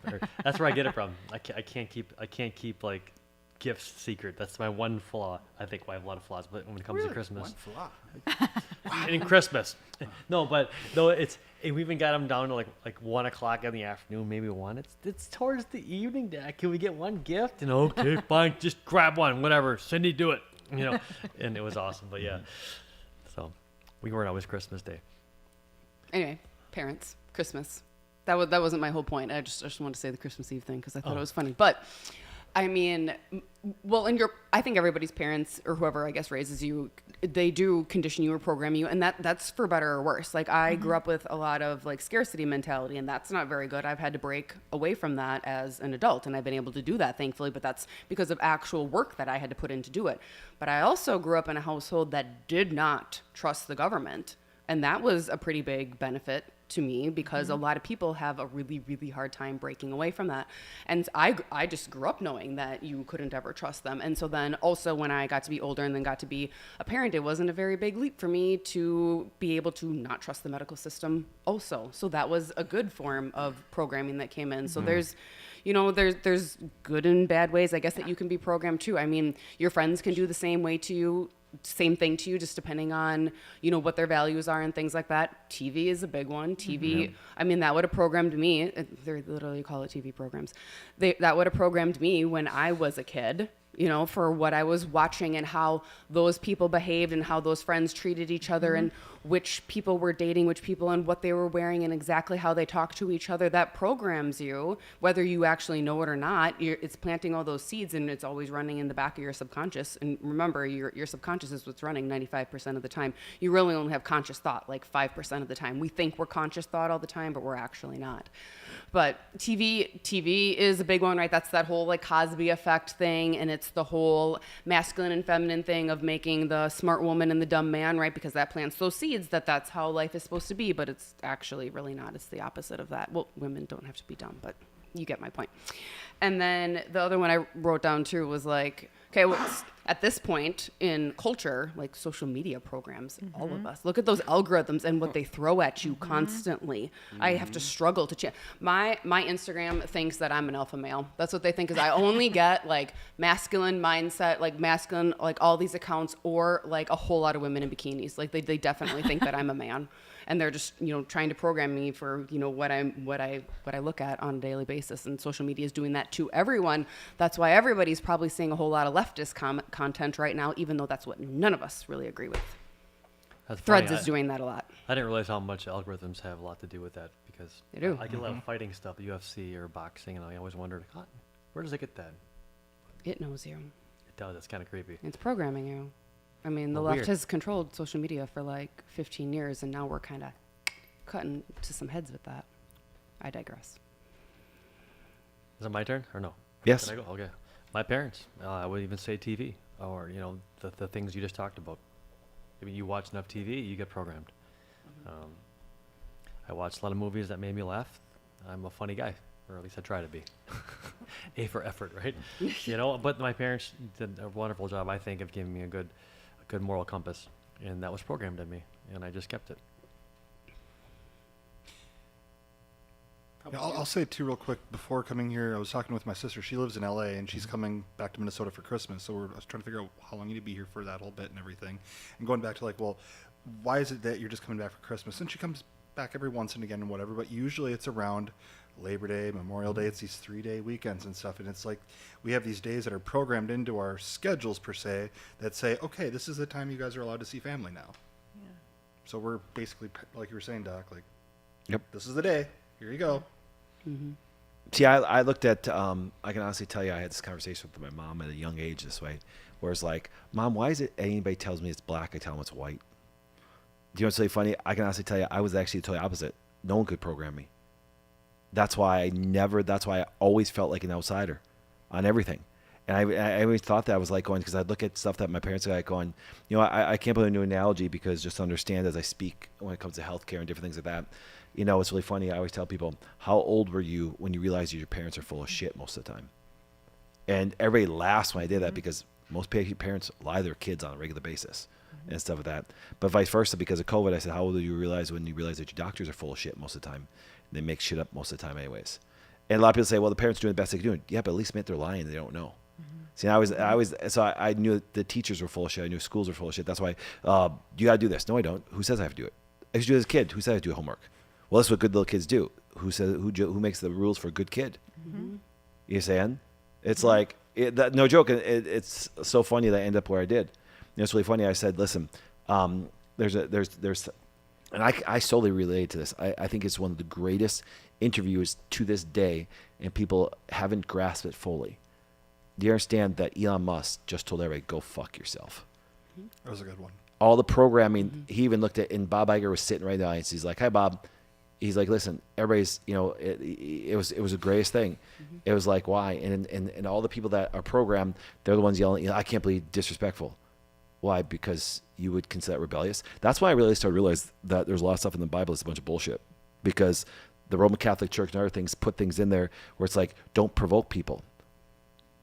Really, because provoking people stimulates thought and gets a reaction out of them to where they have to have introspection of what they believe.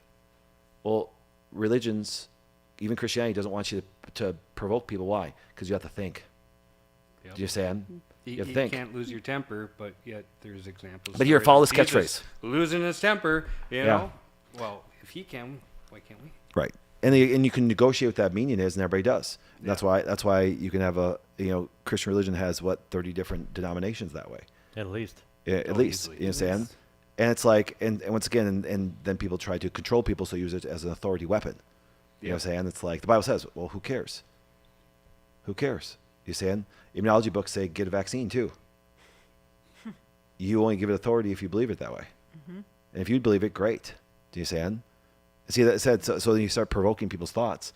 And it's like, it's kind of funny. It's like, and then once again, but see, if they can't get people to follow a mold. So it's like, so when you don't get programmed, guess what happens? They will try to force you to it. The last 3 years to even prove that alone. Here's what happens. Believe this. And they say, I'm the expert. People that tell me that they believe experts or a pastor said this or things that are like going, you're falling in the same trap of authoritarian aspect of no different than communism. I tell you what to believe. You say, pastor said, who cares? Your pastor is a fucking moron, most of you guys are. I know a lot of pastors. You're fucking morons. Look at me. You're fucking morons. Do you understand? It's like, and Joey said, there's not one pastor I know personally that I'd want to be like. Do you understand? Wives don't like them. They're broke. They don't have, but they get their authority from their title, not from their actions. Do you understand? Yep. The greatest thing that I ever learned, the greatest lesson was actually in Sunday school, 8th grade. Still remember Mrs. Henry teaching. Miss Henry, if you're listening, I know she does. Yep. She said, question everything. She read us this verse and said, this is what it means. Yep. And everybody's like, She goes, no, it doesn't. Exactly. Read it. Research it. Don't just take it because I'm the teacher or you hear it from the pastor or your teacher or your parents. Research it. Yep. So question everything. And ever since that moment, that's kind of where maybe it's a family thing too. We just like to stir the pot sometimes to get people to think. What do you think? Think of it this way. My statement provoked thought. Do you understand? Program people. Oh, you saying program? Yeah, you are. That's like people say, it's like you're fat. Accept it, because you can't do anything until you actually accept it. You're programmed.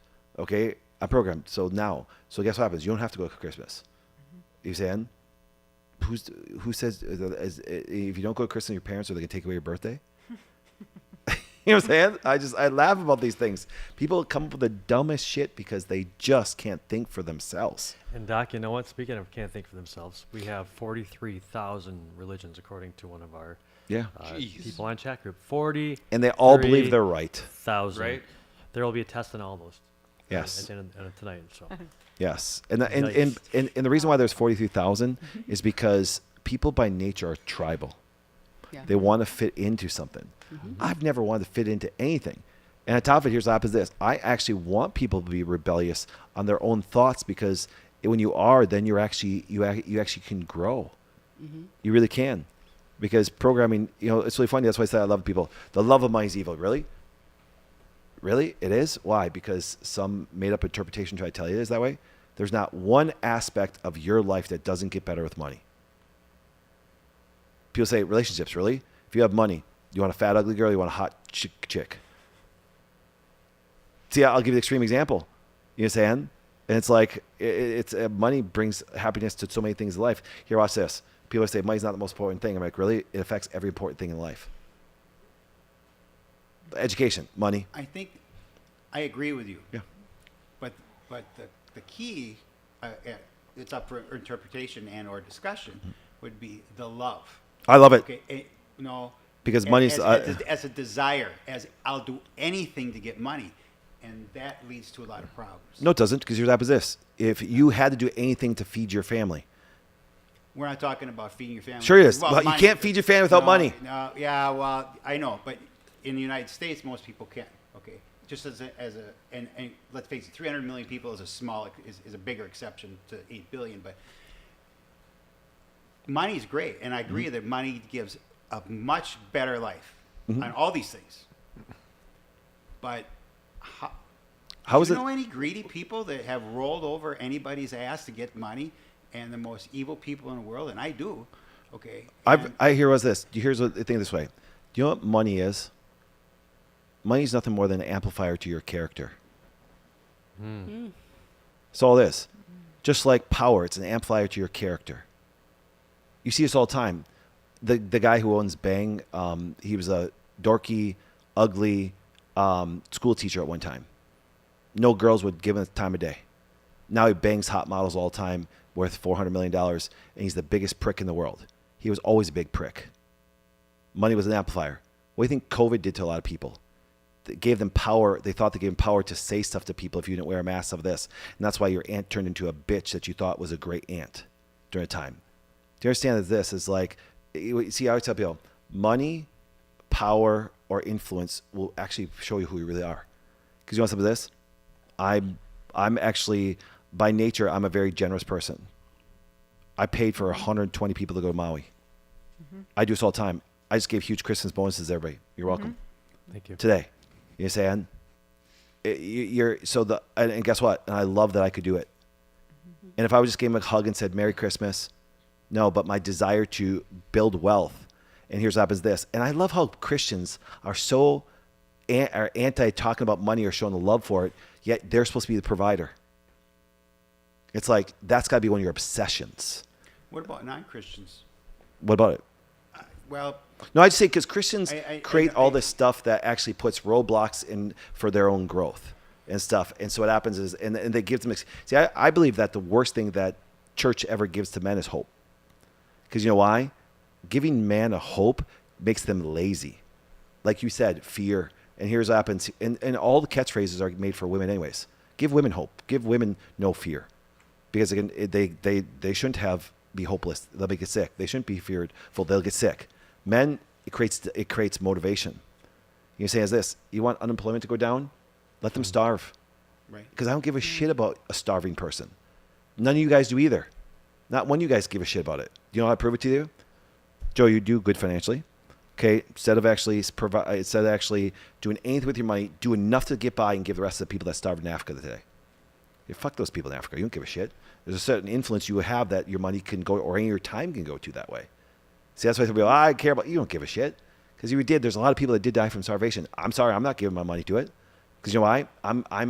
There's a rule of what? I was just saying, are you going to do Dunbar's number? Yes. There's only a certain amount of influence that you can have on certain things that way. You know, and if actually churches really cared about homeless and starvation, it takes. Do you understand? It takes only 100 and there's 400,000 churches U.S. There's 350,000 known homeless people. If every church across the United States actually brought in a person and helped them, there would be no homelessness. Do you understand? Churches don't do shit for it. Yes, there's exceptions to the rule. There are. I understand that, but you want to talk about the exceptions. Majority of churches don't give it. It's a business want to show up on Sunday so the pastor can make $100,000 a year saying something and convincing people. It happens constantly. You understand? So that's why I tell people, it's like, so we have to get rid of this conscience because that's a roadblock why most people are poor. And I truly believe that it's rich people, evil people that created that money to bring happiness because you know why? Because then you won't go for it. Yeah, I do.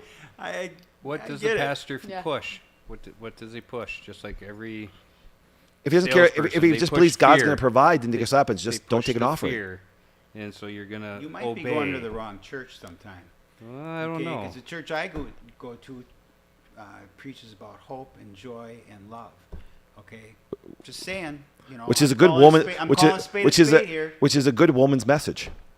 Okay, well, there's nothing wrong with me believing that either. Okay? But is I not stand by that statement. Is it nothing the math? wrong with me believing in love and joy and hope? Yeah, you can have love and joy, hope, but what happens this, for you to become a man, love, joy, and hope ain't going to provide because guess what happens as a dominant man, if I compete with you, I'm going to beat you. So what happens this, you know what's going to make you better is the fear of me stealing something from you, and I don't mean illegally. I mean, if you're in business and I want to beat you, all I have to do is out-compete you if you sit there on hope and joy and love. Let me ask you this, Steve. But we were talking in the context of church. Okay? Yes, church, yes. Yeah, you're changing the context of the argument, and so I agree with you. Yes. Context of church. Mm-hmm. What did you say your church preaches? Hope and joy and love and forgiveness. And what did they say God is? Hope, joy, love, forgiveness. But if you don't have them, where do you go? There's the fear. It depends on... You can twist I mean, that. You can that's twist that on as the much most as you basic. Want. Okay, it's just like the Jewish religion believes that in the Old Testament, which is the law. Okay, so they're all looking like they're all going to die every day because they don't have a hope, right? You look at the New Testament. What did it do? It brought Jesus Christ. It brought forgiveness. It threw all that old law out the window. So let me ask you a question then. Who's doing better culturally, Jewish people financially or actually the basic Christian person? I'll take the Jewish culture. They do a lot better. They do a lot better on everything else, including families. Germany to do, including you saying? If we look at cultural understanding and values and marriages lasting longer stuff, it's not the Christian community. It's actually a Jewish community if you think of it right. And I'm not Jewish, but he's saying this. See, I tell people, that's why I laugh when people say this. Well, my doctor said, you're fat and sick. What do you think of a shit what your doctor said? People want to argue like Christianity is this great religion that has done wonderful things, yet those people are so fucked up, you don't want to be like them, most of them. And for the exception, the rule is say, well, this is what Christianity is really like. Well, then you go to another person that has done good and they do it differently, so which one's right? That's why I love when people, we have the truth. Well, what truth is it? If I have another person that believes the same thing, even in the Christian religion, you all have different things you believe in, and you stand by. It's like, once saved, always saved, all stuff of this. See, that's the thing. It's programming. Do you understand? And so then you start to, and all you have to do is to get a program person upset. Do you know the only thing you have to do? Ask a question. Mm-hmm. Ask a question. And I say, and don't give me a catchphrase. The love of money. What the fuck do you mean? You love money. You can drive here without money. Love didn't fill your gas tank. Do you say? Love does. That's why I laugh about this way. It's like, so don't tell me you don't love it.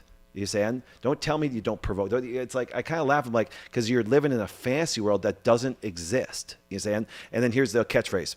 Well, the blessings come after you die. That's a great catchphrase, isn't it? Then you fuck up your life all the way here, and what happens? And I tell people, if I'm wrong, you're wrong. We're gonna find out when we die. I'm not saying don't have faith in Jesus. I have strong faith in Jesus. I just don't believe all the religious bullshit that people give it the meaning to it that way.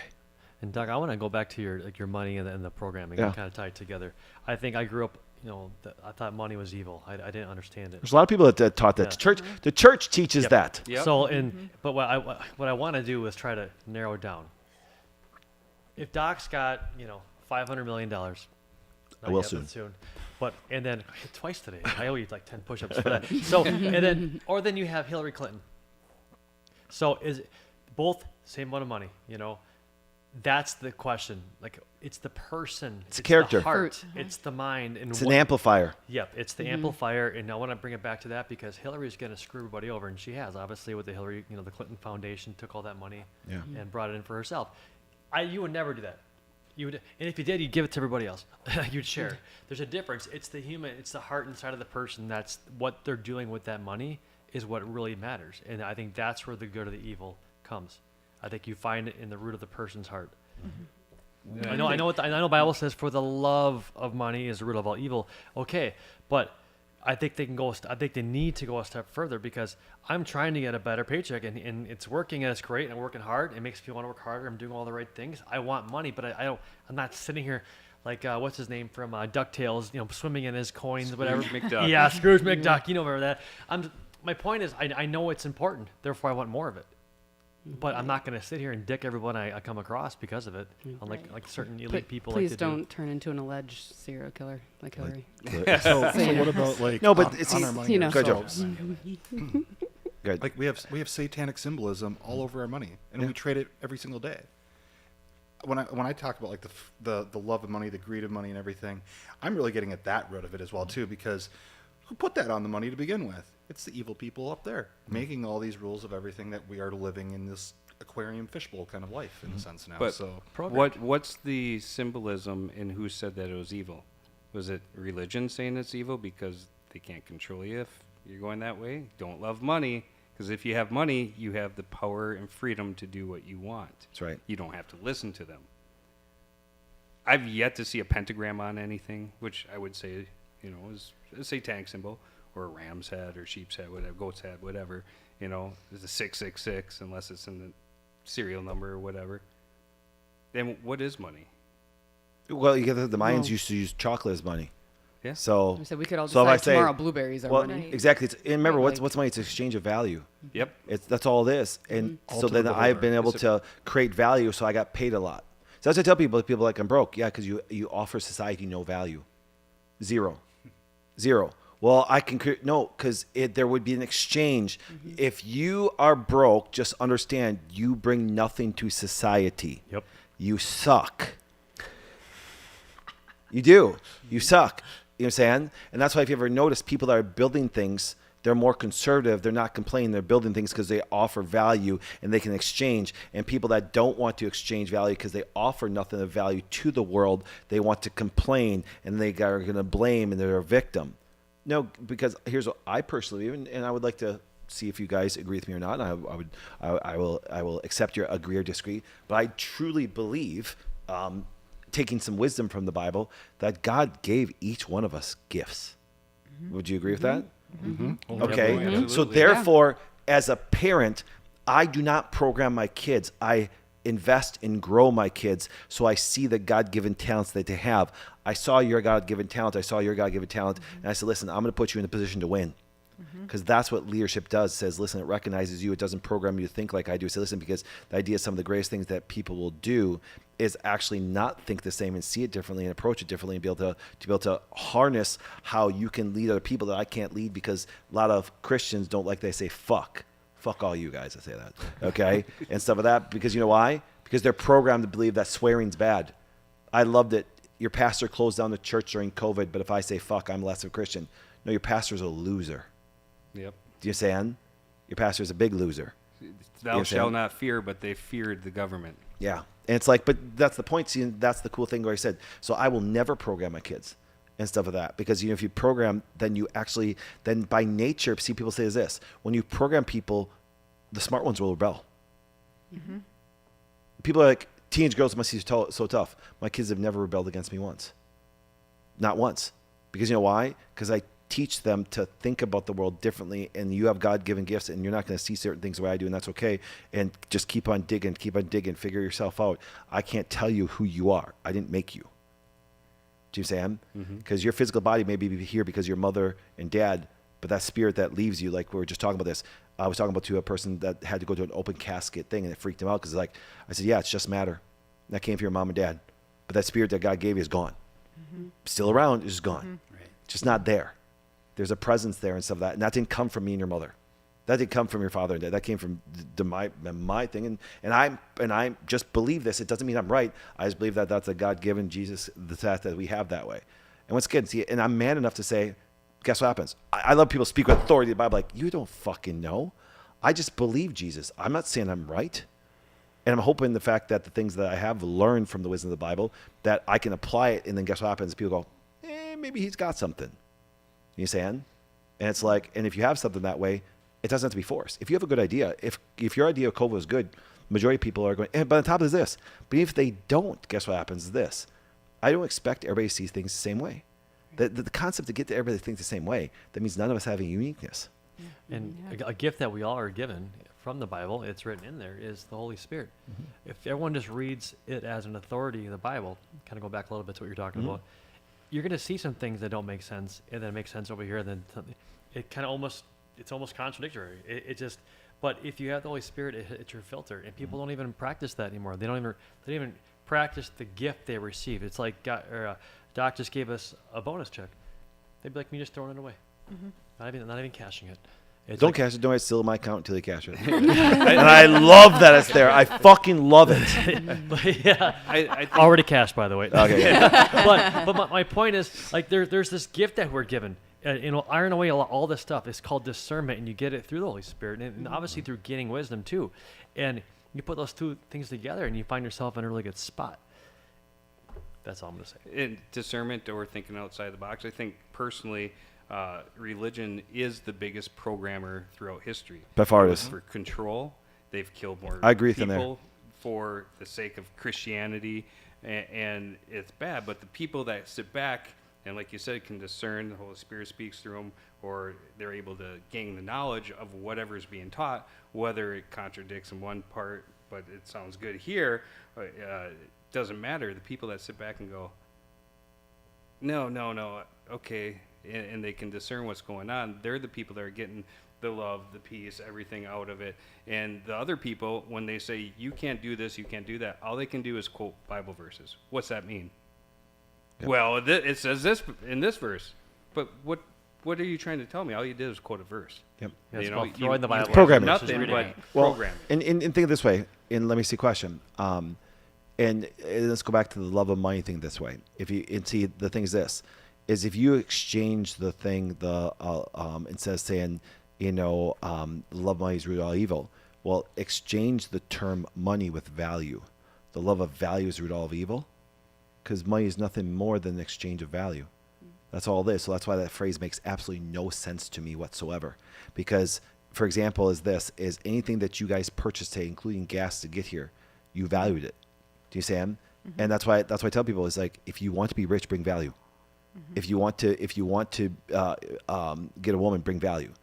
And by nature, women are attracted to value. They really are. They're I believe it's a God-given inherent thing. They're going to be drawn to men of value. Do you see? And by nature, if you've accumulated wealth, you've brought some value to. They see it, and then they see the value that they can exchange for other things that they want. And see, so this concept that money is evil, it's like, what are you talking about?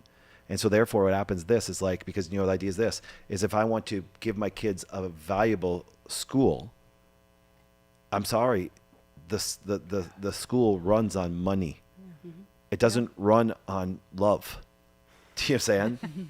It doesn't. That's why I see everybody laughs, but see how everyone wants to talk in this fantasy fucking world. And it's like, and that's why I tell people, it's like anything that people talk to me about, I don't care what their beliefs are, says, does it bring value to society? Transgender, does it bring value to society? Okay, if you can convince me it does, maybe I believe it, but tell me the value it does.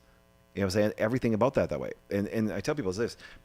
So if I look at my son-in-law, who's a doc too, is if you can create to be the person that brings value to other people, you don't have to worry about money. They'll throw it to you. They'll throw it to you. You don't have to be deceptive to gain people's money. Just bring an aspect of value to people that way, and they will run to give it to you. See, Dr. Zach said something really funny a long time ago, and you guys heard him see this way. He goes, man, when I first met Doc, Doc would say something on the microphone, they'd throw $5,000 at him. And he got pissed at it. I'm like, no. Understand that, for example, that you can bring value to people, they'll run to give you your money.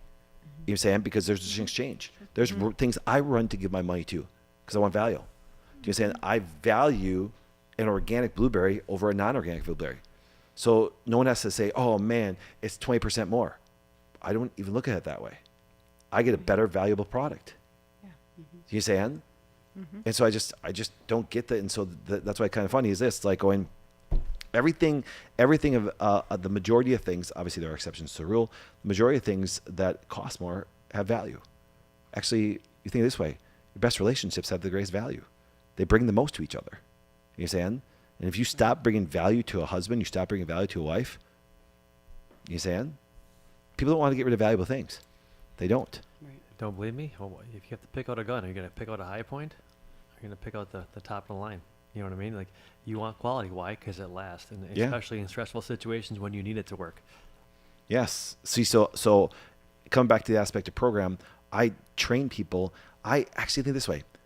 If you think it this way, I provoke people to the point where it'll get them upset to the fact that, like I tell people, when I walk into, if I go to speak at a student college, I look at, and if I'm, see, Aaron's already laughing about this, or if I speak in front of a big crowd, I'm trying to piss everybody off. That's why I created the term, I'm an equal opportunity offender, because I want to offend you. I do. Well, if you're trying to sell people, I want to sell people. I'm going to bring so much value to you, and even by provoking you, I'm going to bring so much damn value to you that you're going to be like, you'll be pissed at me, but you'll struggle with it because I'm deprogramming you. I'm getting you to think differently, which, for example, is, so I'm going to bring massive value just by my words that way, but the words are going to hurt. Do you know what I'm saying? And so it's like, and I've built my whole life around that. And so when I look at, so people, when they look at my daughters and they go, oh my gosh, they're amazing. What do you mean amazing? Because at a young age, they're bringing value to people. And they're not the same programming that way. So now people, that's like, it's kind of funny. It's like, I tell people this. People are like, oh man, everybody wants to be face friend. Everybody loves treating that way. Going, yeah. Because why? Because they weren't programmed. If anything, I said, I taught them to be rebellious. So when they go out to the world, that they seem like rebels. But what does rebellion mean? Is you challenge the status quo, the thinking that everybody's been programmed into. So this concept that I got to go programmed, I got to be programmed to go to the holidays every week. I mean, going, I'm sorry, I don't want to waste. I think showing up with people that you don't want to be with, and having to lie to people to leave, use the kid's excuse. I just look and go, it fucking sucks. I'm leaving. I don't want to be here because I think you're an idiot. You're an idiot. You're a fucking drunk. I don't want to be with you. You're a degenerate. You're a fucking waste of space. I hope you die early. So how do we change that? How do we change that? Tell people about brutal truth. Don't fucking go no, to this. I'm not Just talking about say myself. no. I already know. Yeah. I mean, I've changed. Our life's changed. We Yeah. don't put up with this crap. So Yeah. I'm the exception. I don't do Yep. what you said. Yep. How do we get all these people We're- to stand up? We're doing it right now. Like, seriously, because this is... We're People, giving- got to learn how to say no. Yeah. Yeah. That's it. They got to learn how to say no. Right. Well, and you have. I'm not challenging Yeah. anyone. I'm No, I looking like for where you're going with discussion it. Well- Yeah. on the fact that, but how do you get out to the masses? I have a theory, and I want you guys to. I want your opinions on rebellion against my thought here. See, I love rebellion because it actually can help me grow too, because I want my thinking challenged that way. I believe that when people are not working on their personal growth, they're working to be liked. And when you're like, and you're working to be liked, then what happens is you're going to want to be accepted and not want to upset anybody because you don't want to be cast out.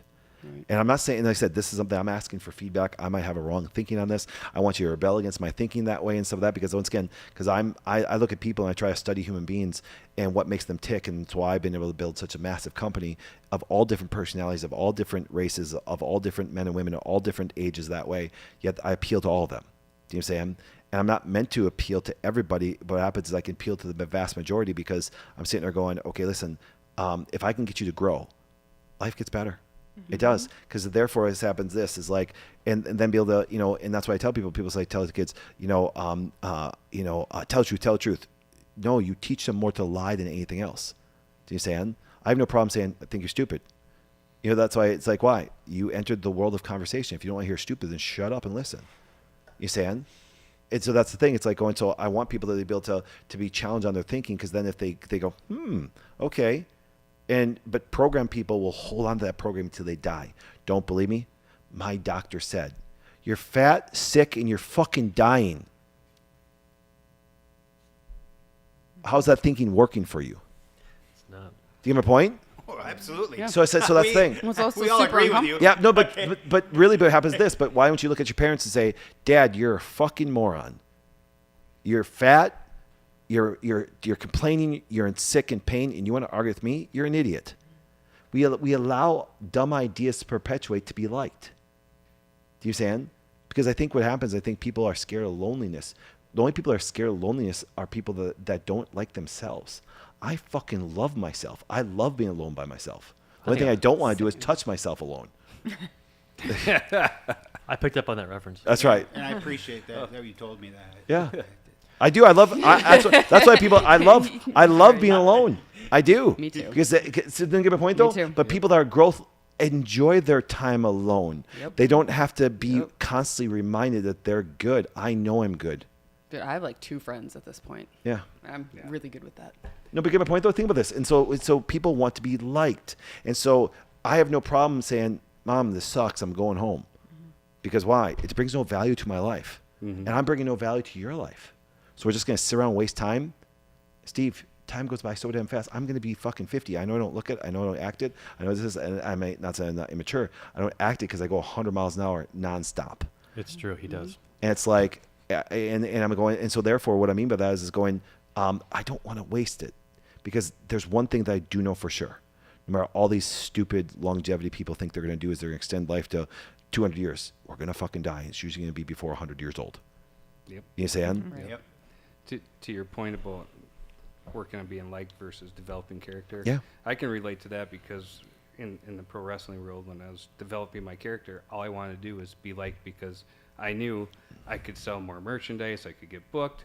But when I was working on just being liked, I was feeling miserable. And when I started developing my character, that's when I started growing. That's when I started getting booked more, and I started going all over, and the merchandise went through the roof. And that's when I was looking at promoters going, what? You're stupid. Don't do that. I was, my character for wrestling was a guy that would set the stage for the rest of the show. Yep. Don't make me your champion. Don't put me on a little psychology type stuff, and they were like, we just spent $500-600 on you. You're going to be our main event guy. No, I'm going to be your first guy. Yep. And if you don't like that, I can walk. I got a airline ticket, or I can get in my vehicle and leave.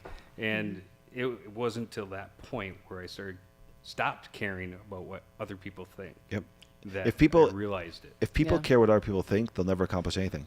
I was just going to Exactly. say, I used to crave attention and of people who liked me. I was that guy who went from one school to new school, and the best thing I did was become a chameleon and have everyone like me. And I am a good guy. I was likable without having to do that. But you know what I was doing that for? So I wouldn't have to change. See, I'm not a good guy. I'm a great man. So you're a great man. Do you understand? I'm CBE. I'm Yes, certified you see, and, badass. and that's and that's the thing. So when people do this, and so I actually try to push people to the point where we're going their growth process, and they have to deprogram themselves. They do. They have to let go of old thinking that maybe your parents, your church, and things that did that way. Because I said it was so good. Why are you in the life that you're in right now? You're saying there's that's why that's like this. It's like when people get married and have kids, they're like, well, I'm giving up something. What are you giving up? You know what I'm saying? And actually, and what's so bad about giving up something? Because if I want to have a child, I need to spend time with that child. Otherwise, it's going to be a bad day for them. And so therefore, that's why I just won't waste time. I watch people. We had a politician on here one time, and I was feeling nice. I should have destroyed him that day. But he's telling this young guy about like going, you need time to de-stress and stuff like that. Get away from the life you created. I'm sorry, you're fucking fat. You're a politician. You do things as this. You have to be liked by most people that way. And it's like going, no, don't give dumb advice to a young person like that.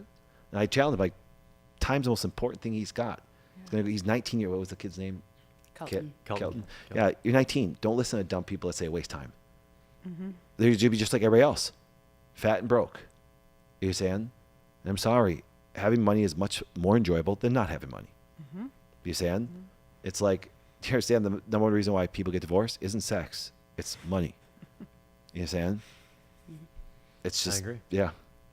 And I said, I just, and money, if you ask what I believe about money is value. Is value. I will pay through their nose for value. You know what those Christmas bonuses were today? Exchange of value. Do you understand? And guess what happens? Every Christmas bonus wasn't the same. Because there's some people that have more value than others. Sorry, your wife has more value than your mother. You could be with your mother. No, you're saying not on your mother, just your wife has more value than mother. Because you're not having sex with your mother. Unless you're in some culture that we don't agree with. Might be a tradition somewhere else, but not here. Okay. Maybe Kentucky or something like that. Who knows? Sorry, Kentucky. I had to say this. Did we give a point, though? Oh, yeah. And so this concept that you treat everybody equally, there's no equality. It's some stupidest thing in the world. I will never treat your kids better than my kids. I won't. They're not equal to your kids. Vice versa, I expect this. The bullshit of equality is stupid. And I don't want the employee to be equal. There's no equal employees in my company. Do you know why? Because that doesn't produce growth and you getting better, and it doesn't set you apart, and that means you get paid the same as everybody else. This concept of equality is stupid. Right. I don't It would want be people. Marxism. Yeah, it would be. I don't want equality. I want inequality Right. that way. Exactly. And I'm hoping to be unequal till you come pay me valuable stuff instead of paying somebody else. It gives us no incentives as the employee to work harder to get more money if I'm just going to get the same thing. Yeah. I just gotta skate by. I would rather every day. It's great. Sarah and I say our prayer before we walk in, and we get in and we just get at it. We go. Yep. We get shit done. You know, I wouldn't have that mentality if you didn't challenge us. Yep. If you didn't call us out, if we were all equal, we would not be doing that. Yeah. Yeah, and but see, those are the things. But see, that's where rebellion is good. Yeah. That's where programming is not. That's where being able to think differently is so much better. And that's why don't program your kids. Don't program your friends. Invest into them. See, that's the thing. And your investment is money sometimes. I invest in you guys constantly. The people this way. I invested into people to bring them to Hawaii. That was an investment. That was an investment to help you grow. The two things. Number one, to show that I value and I want to perform our priorities in a different location, because that's all vacation is. Vacation is doing the same thing, just in a different location. Because when does your growth in your life stop? You saying I need time to de-stress from the life you created, because if you're building a life, you don't want to stop building it. Do you saying? You don't. You just, so if we go to Hawaii, I do the same thing in Hawaii that I do here in Green Bay. There's no difference. It's just that, once again, there's just a different technology allows us to do certain things. But the idea is this, is like, but then on the flip side, there's also a secondary thing this way. You want to go back to Hawaii. What does it take to get there? About 9 hours. Yeah, and lots of money. Yeah. Because everybody has 9 hours. A lot of people don't have the money to do it. Yeah. You saying? So there's a motivating factor. I've said this to guys. You think I'm joking. Okay? Sarah, can I ask you a question? You've stayed at the $1,400 a night hotel and the Airbnb across the road. Which one would you rather have sex in? $1,400 hotel. And we did. You did. Do you saying? Yeah. But wait. I would call that love, and you'd love that money the way you got it that way. She's just a little bit different looking at the ocean on all fours compared to the Airbnb. Okay. It's so true. It's so true. But get my point, though? See, why can't we have discussions like this as adults in real life? It's supposed to be offensive. To leave it because your offensive. broke ass that your wife can't afford, can't go that way, goes, I chose wrong. Do you understand? Sorry. That's motivating, isn't it? Actually, Erin, we're going to use you for example. Erin was with us in Florida, and she goes, Patrick, do you know something? Me and Christian have a goal to be able to stay in the hotel instead of the Airbnb. You brought that right to me, didn't you? Yeah. Because there's more value at the hotel than there is across the street, because you got the ocean right there. The food is different. You guys see what I'm saying? Yeah. And people will pay for value. But that only comes with the obsession to be able to bring value to people, so you can get exchange of value, which is currency. And our currency right now is money. Fucking love it. Yeah. Agree or disagree? So, I gave you a lot of examples of it. That's good. I always tell people, sex is better if there's a little sand in it. You know what I'm saying? Yes, it was horrible making love to my wife, watching the ocean. Yeah. just so stressful. Yes. What a life I created. Right? Thank you. What a life you created. So rough that way. How dare me? And every woman watching it going right now going, damn, I want to go to Hawaii. Get your ass going. Do you see what I'm saying? And see, do you understand this is one thing that, and I believe this personally, and I hope you guys can challenge my thinking on this, but I believe I'm right, is women by nature are born with the value that men want. Men have to create value in society for women to want their value. Do you understand?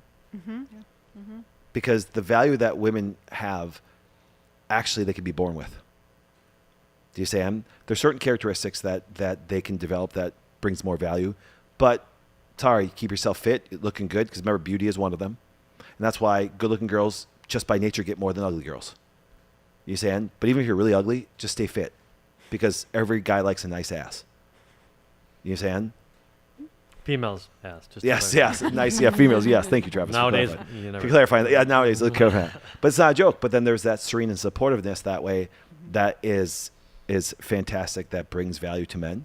Do you understand? I know it's really funny. If a woman came to me and said, Doc, I make $1 million, who cares? Do you understand? And actually, in the funny part is a man that's trying to bring value wouldn't be attracted to that either, because they would want to be the one bringing value. But if a man goes, I make $1 million, women go, ooh. Do you understand? And only a guy that is raised by their mother, the church, or something like that, living with hope and joy, wants a woman to make a lot of money so they can live off of them. But then those women get sick of them anyways, because they're going to be attracted to the, as you guys call them, alpha males. But just a male in general. You understand? That's why the men around me, it's like going, you're going to have the mind, muscle, money characteristics, and I'm going to push you to get there. So, and the funny part is this, Sarah, I don't mean this negatively in any same way, but I want you to give me a true answer. As Travis has now developed more of the 3 M's, do you by nature find him more attractive that way? Yes, she does. Yes, she does. Because he's developing those things even more, which you can actually keep your wife or the woman that you want to keep attracted to you by adding more value to yourself, guys. That's, you win. Yes. Just go out and build value and stuff like that. And you will win. You will win. And just to validate, she does look at me differently. It does. Of course they do. I mean, there's a different look in the last year or so that I've had Yep. from her, and I like it. Yes. That's right. It's really true.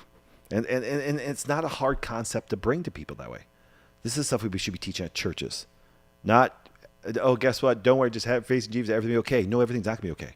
Because you know why? That's why I love when people say this. When women come to me and say, oh, your daughters are beautiful. My boy's a good Christian boy. Who gives a shit? Christian marriages are just as bad as regular marriages that way. They're just as divorced. Don't give a shit. Actually, Muslims are less divorced. You know what I'm saying? But the idea is this. It's like going, your track record means nothing by saying it to me. And wow, so he's going to be timid? I don't want that. I want a fucking warrior.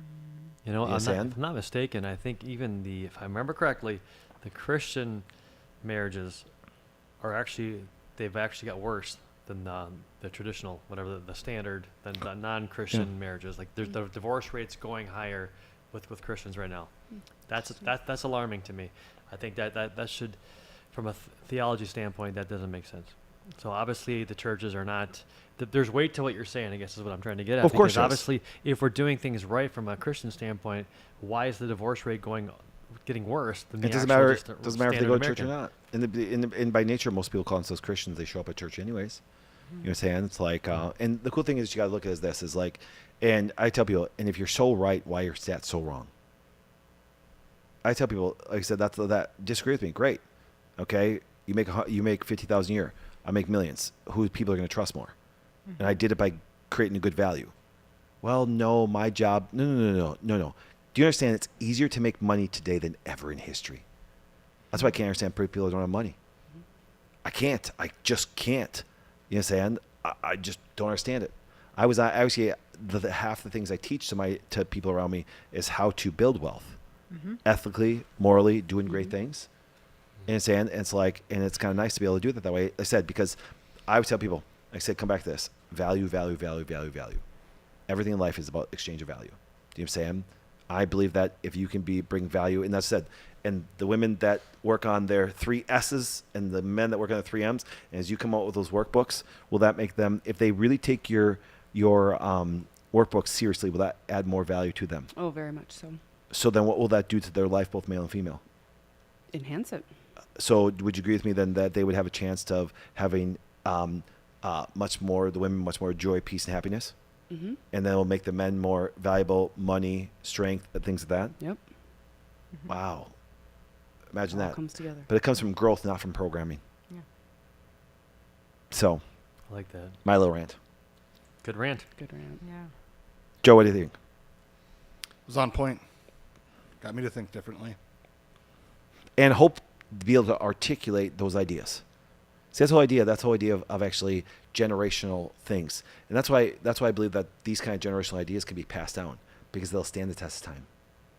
I always tell people these kind of ideas are like adding white on the trim of your house. You know why? It's timeless. You know, white trim just lasts forever. You understand? You get my point? That's like I have white trim everywhere. It's kind of nice. It's timeless. It lasts. And it doesn't matter what generation, that's beautiful trim. You're right. It's just white. Do you understand? The old wood panels, it was a season. How about those Not tires bad, with the not white, good. the white trim? walls. Yes, white walls.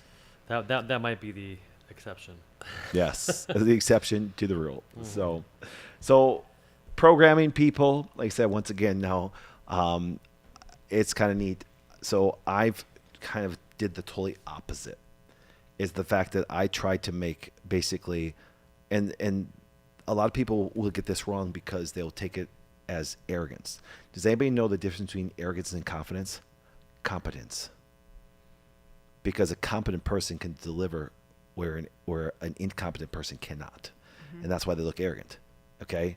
But here's what happens this. So I've tried to build such great value and build such great, as far as character and things that I do that way, that turn every day into Christmas. That people do want to spend time with you, being around you, and actually they're more disappointed that they don't get time with you. They're more saddened. They're like, damn, so when I was gone for 5 weeks, I'm very proud of this. The constant message is, it's not the same without what you hear. Yep. All you guys sent me that. Every one of you guys. I hugged you so hard I spilled your coffee. That's right. You spilled my coffee this morning. And I enjoyed the spill. Because that was a well worth spill. Because you can always clean it up. But Yep. you can't always get those hugs from 4,000 miles away. Yep. Do you understand? And see, that's the thing. And it's like, and if I'm wrong, it says this. That's why I tell people, if men think they're the shit, society's going to teach them very quickly. Yep. So if my ideas are wrong, society will teach me very quickly. Okay. You're waiting. I'm kind of still waiting. My net worth and value and money and friends and people want to keep going up every year. Do you understand? And it wasn't until I told the church and boss bitches and soy boys to fuck off, then it really went crazy, in a good way. Do you understand? And then all of a sudden, a lot of women go, "I'm married to a soy boy." Well, that's why you don't want to sleep with him anymore either. See, I'm very pro-divorce. Do you know why? Because the churches and our people have convinced people to get married. So they're going, no, listen. Go find somebody that brings value to your life. If he stops bringing value to your life, get rid of his ass. Honestly, get rid of his ass. Get rid of him. Oh, but the church said what? If you believe in forgiveness, you're going to just ask for forgiveness after you get divorced anyways. You understand? I always love that. So you tell me all these, well, you're divorced. You're divorced. You guys going to hell? Nope. See all this catchphrase bullshit. Do you understand? Because if you develop value, you don't want to be divorcing that person. You know, I tell my son-in-law, the minute that you stop bringing value to my daughter, guess what? Her eyes will wander naturally. Because you know why? Because she'll be disappointed. See, I want to look at men and go, your wife is disappointed in you. Should be. You suck. He has two choices. I've told one of my docs, say, listen, your wife's hot. Guess what happens? There's a lot of guys that'll fuck her. A lot of guys will steal her from you. Get shit together. Always, guess what happens? Someone else will be taking their sand in the beach and having sex with her at the ocean. On all fours. On all fours. In the $1,400 a night. Just had to. But do you understand there's men that bring no value to the woman anymore, say, we're married because of Jesus. Yeah, how's that working out for you? And these women feel guilty. I'm like going, I'm sorry. Prove me wrong. Thoughts? Dana, thoughts on that one? I've been very quiet. I know, that's what I said. You've had some good stuff today. That was. I've unloaded A after lot. 5 weeks of being like, I know. I I'm was like, pent you, up. I know you pent were. up. That's why I'm just Shows, like, I I'm love just gonna it. let this go. You know, and just, I don't know. You said something 3 minutes ago that I was gonna comment on, and then you kept talking, so I lost it actually. But no, I mean, programming. I always come back. I'm like, look, everything is social conditioning, and I mean, in some, actually, Alex and I talk about this, and we want to maybe make it into a statement for here sometime. I don't know. We're trying to figure out like why are some people programmable and why are some people I have an not? answer. I do have an answer. Enlighten me. It's very simple. Here's what happens. This. You want to be programmed because then therefore you don't have to work on growth on anything. Well, but some people are just okay, right? Because Alex did the whole, the thing where you shoot your kids in the arms thing, and until that blew up in her face, she was just programmed to think that she could do all of those things. She took Tylenol while she was pregnant, and she drank Coke and ate at McDonald's and did all of those things until it blew up in her face. But she was programmed to just do all of that until she wasn't. So why are some people able to flip that switch and some people It's very simple. aren't? Pain. Pain. There is that, yeah. Well, and there was that Experience pain. And that's why- want to get out of that. Yeah, okay, that's probably the key then, because lots of people still going through pain, and they're just And here's they're happens just this. still programmed. They're Desire. still doing the same They things over and medicate over. themselves out of the pain. Yep. And they use porn. Yep. Yep. They use drugs. They use alcohol. They use cigarettes. They use churches. right. Yep. Whatever the case. Because they said to give them hope, everything will be okay. They're No, everything's not going to be medicating- okay. They're medicating themselves through it Yep. to dull it. It's just like going to the doctor and get Yeah. antibiotics. They never look to heal you, Yep. right? Yep. Yep. Right. They're doing the symptoms. Yep. And that's why they can take the pain. Yep. Why during COVID did all these places have to close down, but they never closed down alcohol, liquor stores. Yep. They never closed down Sure. weed shops. All this stuff. They didn't close all the bad things, all the unhealthy things. They left open Yep. Yeah. because they knew that they could medicate Yep. Get rid of the pain. the mass of people. They could Yep. medicate them to be controlled. Sedate. But Yeah. see, that's why I said that's why everything's just control. a great society shows men that going through pain gets the greatest reward of anything else. And we're not there right now. No, we're not at all. No. We're actually totally opposite. Correct. And because even if true femininity is brought into culture, it destroys it. Because you know why? Because the mom will be more understanding, and they'll be like, like I've used this example so many times. I've sat in prison with a loved one, and guess what happened is this. And all of a sudden, I was talking to all the wives and talking to the moms. He's really a good kid. He's in fucking prison. He's not that good. If you had brought him some pain, but by nature, the feminine doesn't bring a lot of pain. And that's why I said that's why women are attracted to churches today, because it's a message of hope. Last thing you need to give guys is hope. You need to bring them pain. If I was a preacher, I'd be like, okay, how many of you guys, your women right now are broke and your women are stressed out? Women, raise your hand because your man is too much of a wuss to raise his hand. Get your ass out of here and go make some money. Don't show up back in this church until you actually make some money. Stop stressing out your damn wife. Do you understand? See, but we don't do that because you can't. That's why I forgot to finish the story. If I was trying to build a business, people would think I'm the worst person to ever do that because I will tell you, I will get in your face saying, don't fucking come by me. I tell doctors, like I go speak at, let's say I was trying to recruit doctors. You try to sell them. I'm like, no, I'm not going to sell you. I'm going to tell you how difficult it is out there. I'm not going to tell you great stuff. I'm going to tell you that it's difficult. I'm going to put you through hell. Let me tell you times, I have a business cultural thing. I want to have a great atmosphere, great pay that way. But that's one of the reasons why I want to do that is because I'm going to push you so hard, you're going to fucking hate me. I want to be the bringer of pain. You know what I'm saying? That's why I can relate to Mr. T on this in a little bit that way. What do you predict for the fight? Pain. Do you know what I'm saying? And until Rocky embraced the pain, said, I'm scared. Having fear is nothing wrong.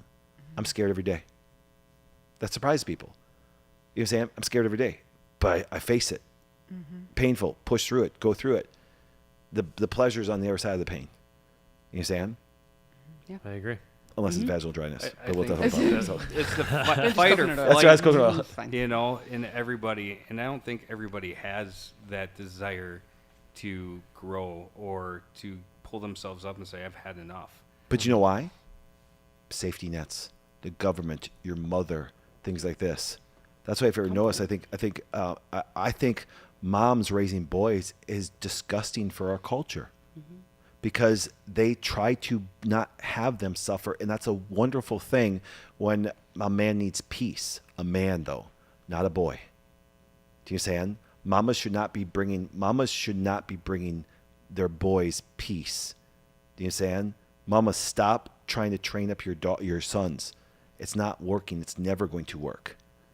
And see, and that's why it's honestly, it's Steve, I don't mean this in a negative way. I cringe when you tell me that the women are the major ones speaking in your life, and I believe there's more than that. But I'm like going, your wife isn't supposed to challenge you. She's not going to challenge you like she's supposed to. And if she is, she's asking masculine, not feminine. Mm-hmm. See, so that's a characteristic that doesn't appeal to me. I'm like going, no, I don't expect Sarah, who works for me, to challenge me and be that. I expect Travis to. Do you understand? Because we're guys. They're going to push it to a level that no woman can push a guy ever. They're supposed to be supportive. You understand? And by nature, you know what I'm saying? Yeah. That's why we had the topic going, I don't think men and women can be friends. You know what I'm saying? Mm-hmm. Because why? Because by nature, friends say some pretty disgusting things to each other. They're supposed to. I agree. Mm-hmm. Do you say? And so I want that's what I said, and I see us all. That's why I kind of laugh. I kind of laugh when I look at a female preacher. I'm going, pfft. Here, watch this. I mean this sincerely. How many woman inspirational speakers do men actually listen to? None. I listen to one right now. Brene Brown. She's pretty good. Okay, what does she speak on? Vulnerability and courage. Oh, I think vulnerability is stupid, so we would disagree on that one. Okay. Yeah. But you asked and I answered. Yeah. You know, and we have a different opinion. Yes. And we're both entitled to that. Absolutely. I think I'm right, and you think you're right. Well, the thing is this. I always say this. We can prove it just based on outcomes. Do you understand? Outcomes. That's what I tell people. There is measurable statistics. Outcomes. Really is. If I'm wrong, why am I stay the right life I'm in?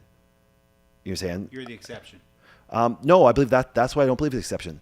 Because I believe that men are capable of doing what I've done. Because yes, because right. see, that's the thing. Everybody's default is abundance. But Yep. But the exception, you are the exception on the success level you've reached. Not really, because you know why? He can get there too, and he's gone his way. See, because here's what happens: this the stuff that how I've accomplished. Remember, is this value? Every man can bring value, and it doesn't mean a woman don't bring value, and they can bring value to society and actually make it work. But the traits that a woman, if you're listening to, I guarantee she has to be speaking masculine traits. And delivering from a woman just isn't as appealing to coming from a man. See, that's why men are like, what are you listening to a woman for? Nurturing? What the fuck are you talking about? Vulnerability? The worst thing a guy can be is vulnerable. Do you understand? The stupidest thing you'd ever tell a guy is get in touch with their emotions. Because you know what happens this? I won't speak for Joe, but I'm sorry, he may not come out and say it that way. Got 3 beautiful women here. If Joe had the opportunity with no consequences, he'd fuck all you guys right now on this table. If you ever ask a man how he feels, see, Joe's like, yep, there you go. So don't tell me. Should we put the ocean? That's right. No, but see, tell me, oh, guys, tell me how you feel. Be vulnerable. No, you don't want to know how I feel. Women say, be vulnerable to me. No, you don't. She has a nice ass. You told me to be vulnerable. Do you say, I'm sorry, this bullshit I hear from society, from women preaching to men about vulnerability. You fucking kidding me? You saying? No, I'm not kidding you. That's what I'm saying. I'm going, vulnerability, but going, wait, vulnerability. It's like, do you understand that's the worst thing? Teaching guys to get in contact with their emotions. No, understand to have them and fight them all the time. That's why stoicism is so important, because if I did everything I felt, you'd fuck every hot chick. You would actually punch people most of the time, because if they piss you off, you have rage and anger, and that's 2 of the biggest emotions men experience. You know what I'm saying? See how men shake their head and go, yep. So this concept of hearing from women speaking to men, I'm like going, what the hell are you listening to? They're trying to make it more women stuff? I'm vulnerable every single day, right before I go to the gym, and then I grab my nuts, and then I go embrace the pain. Yeah. And that's how I deal with my emotions. That's how I deal with it. Or I talk to my close circle of men, friends, one being right here, and I talk about that with, if I got to get something off my chest, and he'll tell me, grab your nuts, embrace the pain, and move forward. So tell me the exact same thing I'm feeling. So yeah, you're right. We kind of talked about this a while back, just a squirrel, about women being best friends, and I said that Sarah's not, because if I would listen to her for everything, she's got a lot of good wisdom, a lot of good support and everything, but I'll tell you what, if I listen to her when she's in her emotional and vulnerable state, I'm actually hurting our family. I'm hurting us. I'm pulling us. I'm going backwards, even though what she said might make sense. And if, let's just say I take that and I embrace that idea, guess what? I'm going backwards, because I'm not a woman. And women are supposed to be vulnerable. That's how they figure themselves out. But with other women, not men. Yep. Because by nature, I don't give a shit. I don't give a crap about you. I don't care how you feel. I can't care how you feel because if I don't care how I feel, you don't want to care how I feel. You don't want me to care about it that way. You want me to do the right thing. You talk about doing the right thing. Because I said, if men did what they feel and got in contact with emotions, it's a bad day. It's why we have school shootings. It's why we have guys sitting on their butt. It's why we have all the bad things wrong with guys. And it's this way, this concept of depression in men. Now, I would say this. There are major health conditions that can lead to an over excessive depressive aspect of men. But that's the minority. That's the exception, not the rule. The majority of men, it's hard to be depressed when you're moving forward. Mm-hmm. Right. Do you say? And watch this. And if you're doing something, anything significant, you're going to be pissed off a little bit sometimes, most of the day. You saying? You will. Mm-hmm. It drives you. Thank you. This concept like men have to be happy all the time. So that's where it's wrong. Men are not supposed to be happy all the time because you're not going to accomplish what you want to be and be happy from a physical and mental standpoint. You just cannot. It's actually, you have to push it. You have to go through it like you talked about. Grab your nutsack, get going. You know, Sam?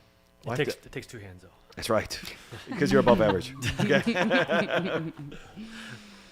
Think about during COVID 2020 and 2021. Who are the speakers that people gravitated to all over the country, not just locally? They were men. Mm-hmm. Women were speaking too, but they were speaking to a specific expertise. It was the men that were. But you know what the women were speaking fires. to? The women were speaking more masculine, though, of protecting your children. Mm-hmm. Don't do these things. They're speaking protection, which women shouldn't be speaking protection. I'm not saying don't be protective. I'm saying the fact that where's the fucking man? You mess with my wife or kids, it's a bad day. And how many times did I look at you and go, where are the men? Yep. This is Dana, 90%. That's I knew Dana, things like this, but Dana stood up during VaxCon and said to a guy that I think is nice. They really do. She's like where are all the men in this room? He's like, we're doing it. And I'm like, there's 90% women in this fucking room. Yeah. Mm-hmm. And I'm sorry, I don't mean this negatively, but if those women would go to do a protest, I'm sorry, Dana. I'm not scary. You're not scary. I'm sorry, but like, bitch, get out of the way. And how many times but if you the showed up women and go down to protested- Madison trying to rattle cages, and it was like, oh, thank you, nice girl. Yes. And But nothing's you know changed. what? But Yeah. me, you, Joe, Steve, and Travis show up with a little bit of protest. They're gonna take it a little more seriously. Right. Do you understand? And that's the scary. point. And so the idea is this, and it's not gonna be rallied from a woman. It's gonna be rallied from a strong guy, knowing. And that's why I tell people is this. I watched this again. I did this when I was because I always have to have some stimulation to my brain that way. And so I'm working. I'll be listening to something. And for some reason, I just had this inclination over the last time when I was traveling. And, because I had spent a lot of time on planes, things like that. And so I'm sitting there. I'm like, you know something? I'm gonna download the Game of Thrones. Okay. And the reason why I liked it and I loved, let's say, Jon Snow, when he was even leading the Ice Wall, and as the leader, he didn't say, okay, you go into battle this way. Who was the first person leading the battle? Him. He was. Yep. Do you see? I love the old cultures of the kings that would put the armor on and lead the thing in the battle. Braveheart. Yeah, we don't have that anymore. See, I go head first in the battle. Let me take the arrows. Do you understand? Yep. This happened recently. And this is the big go fuck yourself to some of these people. Thank you, Elon Musk, for quoting that. We had a complaint the other day, and I got a complaint to the state board again that way. And of course, once again, and it was just simple as because someone didn't like what one of my practitioners was saying, one of my people are saying, and this is and then and guess what happens? What I do, I paid for a lawyer. I stood in front, took the arrows to protect the tribe, and guess what happens? State's like, nope, don't do anything wrong. Do you understand? Go fuck yourself. Except for guess what happens now? Here's one thing that I did with lawyers today. So I hope you are watching. You came at me and you thought I sit back and thing. So now what happens this? Now I'm coming for you. That's the nice thing about having money. I love having money to destroy their life now. And I'm going to destroy it. And I want them to regret. Because you know what's really funny? We hear this all the time. People sue people for stupid reasons. I've never been sued, but sue people for stupid reasons. And it cost that family things, even if nothing ever happened that way. They were still emotional, the mental, the financial burden of trying to defend themselves against stupidity that way. And they go, nope, they didn't do anything wrong. And the person that did the accusing, there was no recourses to it. Yep. So I found out some legal recourses. that guess what happens? And I'm rich enough, you picked the wrong fight with the wrong person. And I'm coming for you. Go fuck yourself. I'm going to enjoy it when I put you into bankruptcy. I'm going to take your house too. Because I'll just sue you till you can't defend yourself anymore. And I'll spend $100,000 for you to lose everything. It takes pain to grow. Let's go. You want to fight? You picked the wrong fight with the wrong person. See, I always tell people always got to be very careful. Women have to be very careful today because there's something that happened years ago, which once again, people always say violence is not the answer. No, it's a solution. Because you know what happens it's the fear of that happening that keeps people to watch their mouth. See, when people think there's no repercussions, women, the way they speak to men today, and I've never slapped a woman. I've never raised my hand to a woman. I think we protect women, but there's some women that deserve to get slapped. Now they're wrong. I agree. Someone's going to clip that and be like, Dr. Price said, no, I'm saying figuratively, there's some women that deserve to be slapped because they're entering the masculine world. And a lot of men won't say things to men because you know why? Because they don't get punched in the fucking face. Right. You know what I'm saying? They get punched in the face. And so here's what happens this. So there's a lot of people that go, I don't like what Dr. Flynn said about COVID. This is, I'm going to report him a state. And they go, and they think there's no repercussions. But there's no repercussions because it takes lawyers and things like that, so people just don't get involved in it that way. But there's a point where someone has to stand up and say, enough's enough. Yep. So guess what happens? Punch the bully. Enough's enough. And I'm going to set the precedence for it that way. So then hopefully other people follow my lead, go, you want to do something stupid? You think there's no recourses for your actions? Guess what happens? You fuck with the wrong person. Go fuck yourself. And now what happens is this, and I'm going to watch them cower, and I'm going to take their money from them, and I'm going to love it. I'll probably lay it on the ground and roll in it and do an angel like snow. And put it on YouTube and Indecent say, proposal. It's just Doc on the bed. Well, if they're dumb enough to mess with him, then it's probably a bunch of IOUs he's rolling in. Yeah. but the flame is this, because if I did anything illegal, there's consequence that way. Right. Just because you don't like my video, I say, doesn't give you the right to try to affect my license. And they're wrong. The Wisconsin State Board, Department of Regulation License, I can't give them enough credit for just following the law. And I'm giving the government organization a great kudos to say, listen, but here's what happens this. They should be like, there's consequences to you to even wasting our time. Right. Yeah. Do you understand? And there's just people that think they can do and say something. There's women that think they can speak of this. And you know what's really funny? And it's always boss bitches or some soy boys that make the complaints. But now what happens, you did come in contact with an alpha male. And there's consequences. And I'm willing to spend my money to stand up for what's right. And what will I get from it? Do you understand? It's like this. Saying those precedents are more important. It's like a lot of people always say, this court case, and you use it going forward. So if people do that way, go, Flynn versus this, you better be careful because you're going to lose your ass if you falsely report something and do something, and you think there's no consequences. There is. Because you know what's really funny? I will just hire a private investigator and figure out something you're doing wrong and bring it to the IRS or bring it to your husband's attention or your wife's attention that way, and your life gets fucked up. Do you understand that, no joke, I guarantee that the majority of people, if you put a private investigator on, which is not illegal, and follow around, you can find them doing something wrong. Everyone. And I just have the money to do it. Yeah. Go fuck yourself. See what I'm saying? Just something you got to think about. And that's a warning. And it's legal. It's not like I'm doing anything illegal. I won't do anything illegal. I won't give anybody the ammo to be able to try to do something against me. So I'm going to do it all legally. Heck, I talked to lawyers today. It's just going to be fun. So therefore, once again, it's like funny. So when you're going to that massage parlor that you shouldn't be going to, and your wife or husband doesn't know about it, they're going to find out about it. You know what I'm saying? So how do we ever got to the topic I from don't there? We did. know. Or, This is why I missed 5 you. weeks Vulnerable. of pent up. Yeah. That's how we got there. yeah. I was digging it. Yeah. And I'm giving you my playbook. Do you follow me? Yep. Yeah. You want to play the game? Let's play it. Yep. Churches, you want to play the game? Let's play it. You understand? That's why it's kind of funny. It's like, men, you want to play a game? Women, you want to play a game? Well, then guess what happens? Results still speak that way. It really does. And so I like to tell people, most things are measurable that way. It's like, and if we continue to articulate things and talk about things, disagree with things, and that's kind of neat. And you're going to find out that the majority of us all believe these kind of things. It's just that no one has challenged your program and your thinking to get you to go this way. Like you said, Joe, it got me to think differently on it this way. That's the whole idea. Now imagine you do that to your kids. Don't program your kids, grow your kids. Don't program your employees, your staff, people around you, invest into them to make them the best. You saying? Just like I ask for feedback all the time from people, because I'm not saying I can't change some of my thinking. I'm just saying, for example, that if you're wasting time on the Packers and I'm sitting there studying, I'm going to be ahead of you. And that brings value, and they'll come to you. Add value. Add value. I can't tell you enough of it that way. And so when I'm gone, I could be 2,000 miles away from you, and I can still add value, and you're going to miss it when the value's not there. Mm-hmm. You know what I'm saying? It's like, I'm smart enough to know I'm replaceable, but I'm also smart enough to know that when I'm gone, you're going to miss me. I agree. You know what I'm I saying? agree. Yeah. Write that down. Anyways. Can you read that? Yeah, I can. No. Yeah. I better write a All right. nice my enough final to know thoughts I'm here. replaceable, cocky enough to know it's down. That's right. So let's get some final thoughts on here. We're not even going to get to the second question and stuff like that. Joe, what do you got for us? Give us some final thoughts. Hell of a night. Hell of a night. You know, I didn't know what we were going to be walking into tonight, but I was not anticipating this conversation. So thank you. It's great.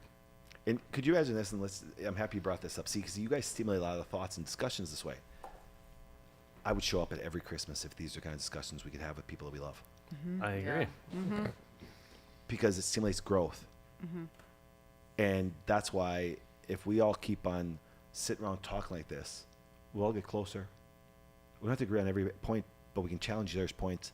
Then we grow in certain directions, and you're going to find out that you will grow together.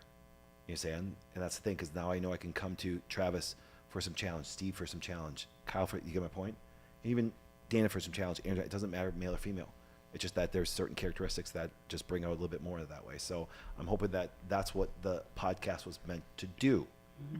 It was meant to do. And by doing that, you're in to challenge that programming.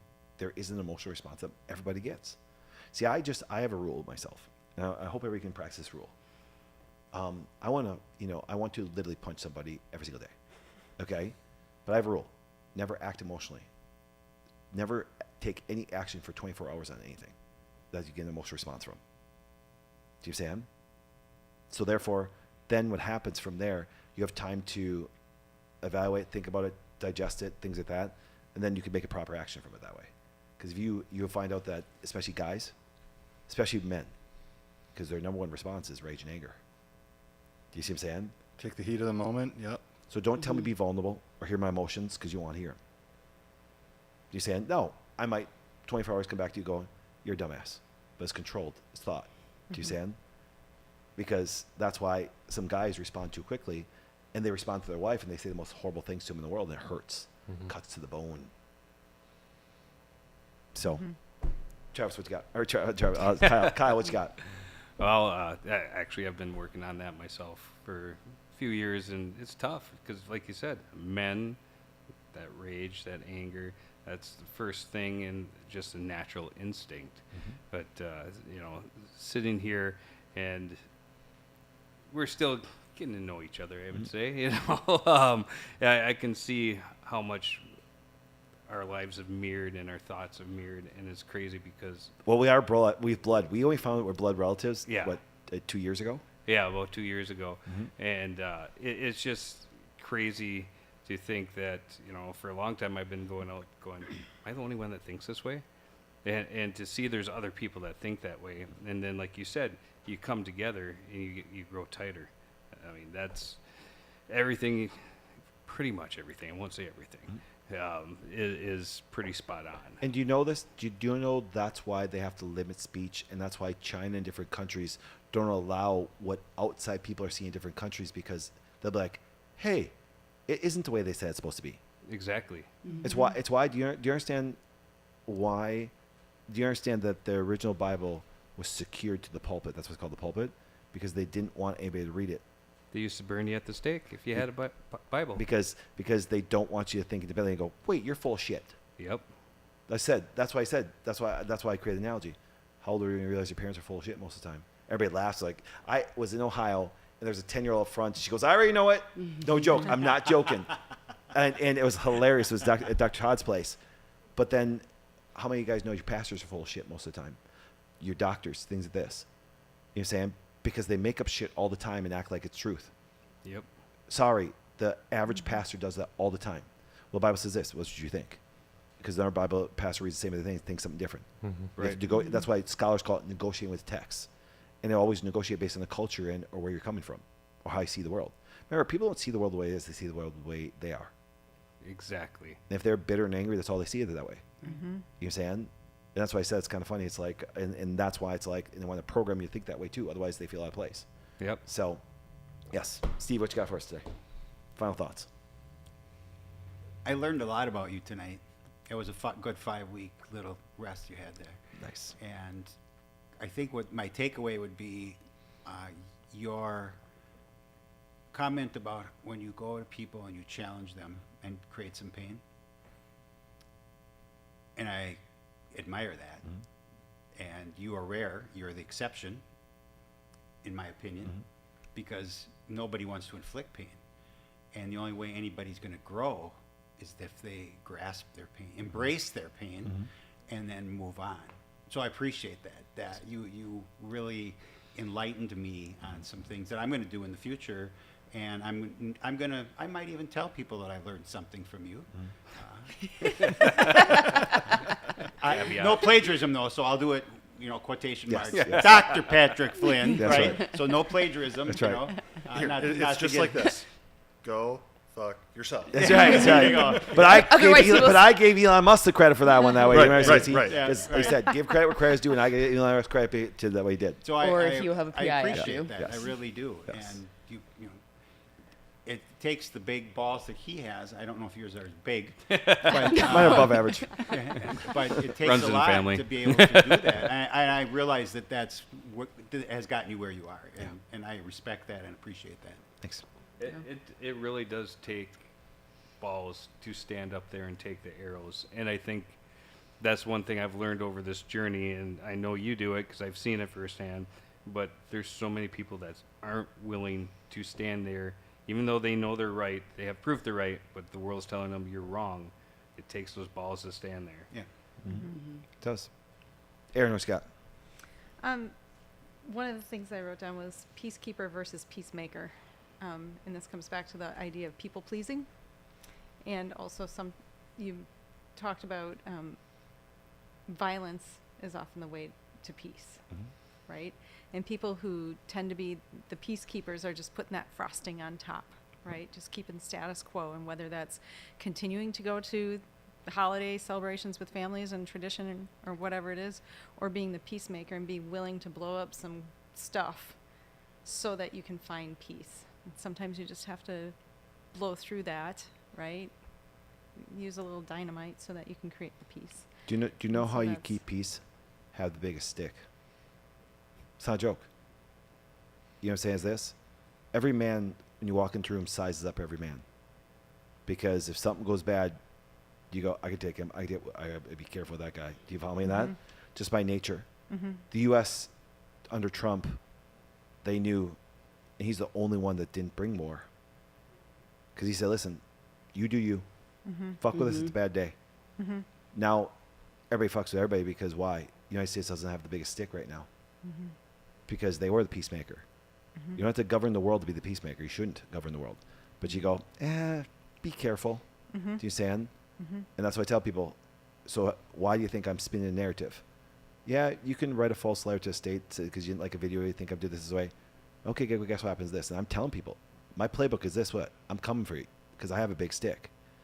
And now you're going to get an ass whooped. And it's going to take somebody to get their ass whooped to understand. So I'm going to destroy somebody's life in order to make it happen.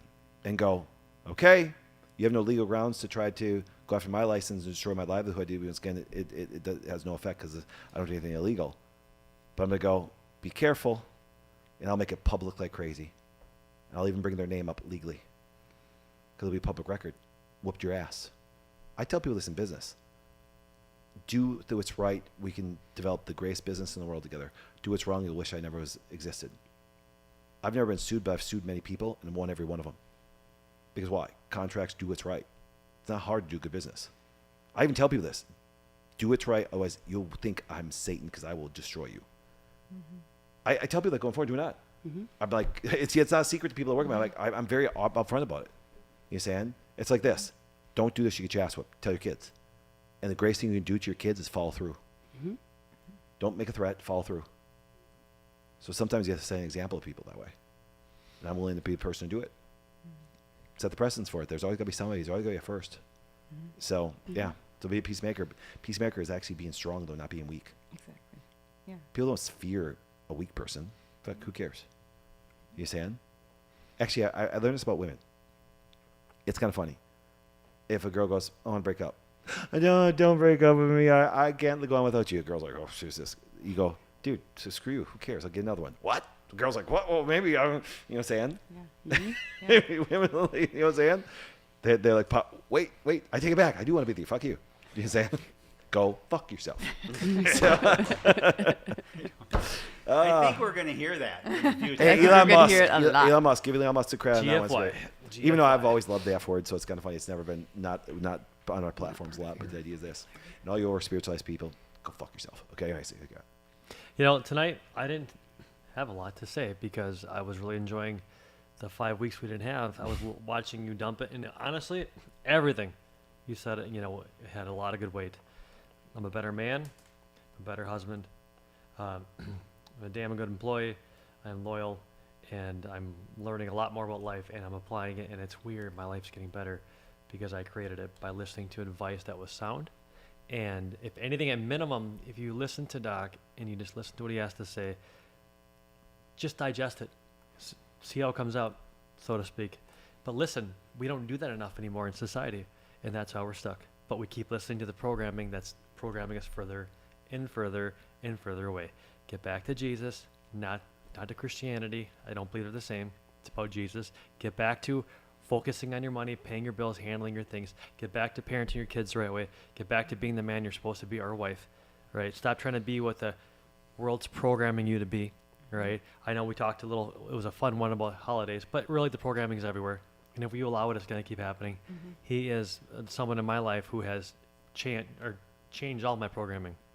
And I love it. It's worth it. My life's better because of it.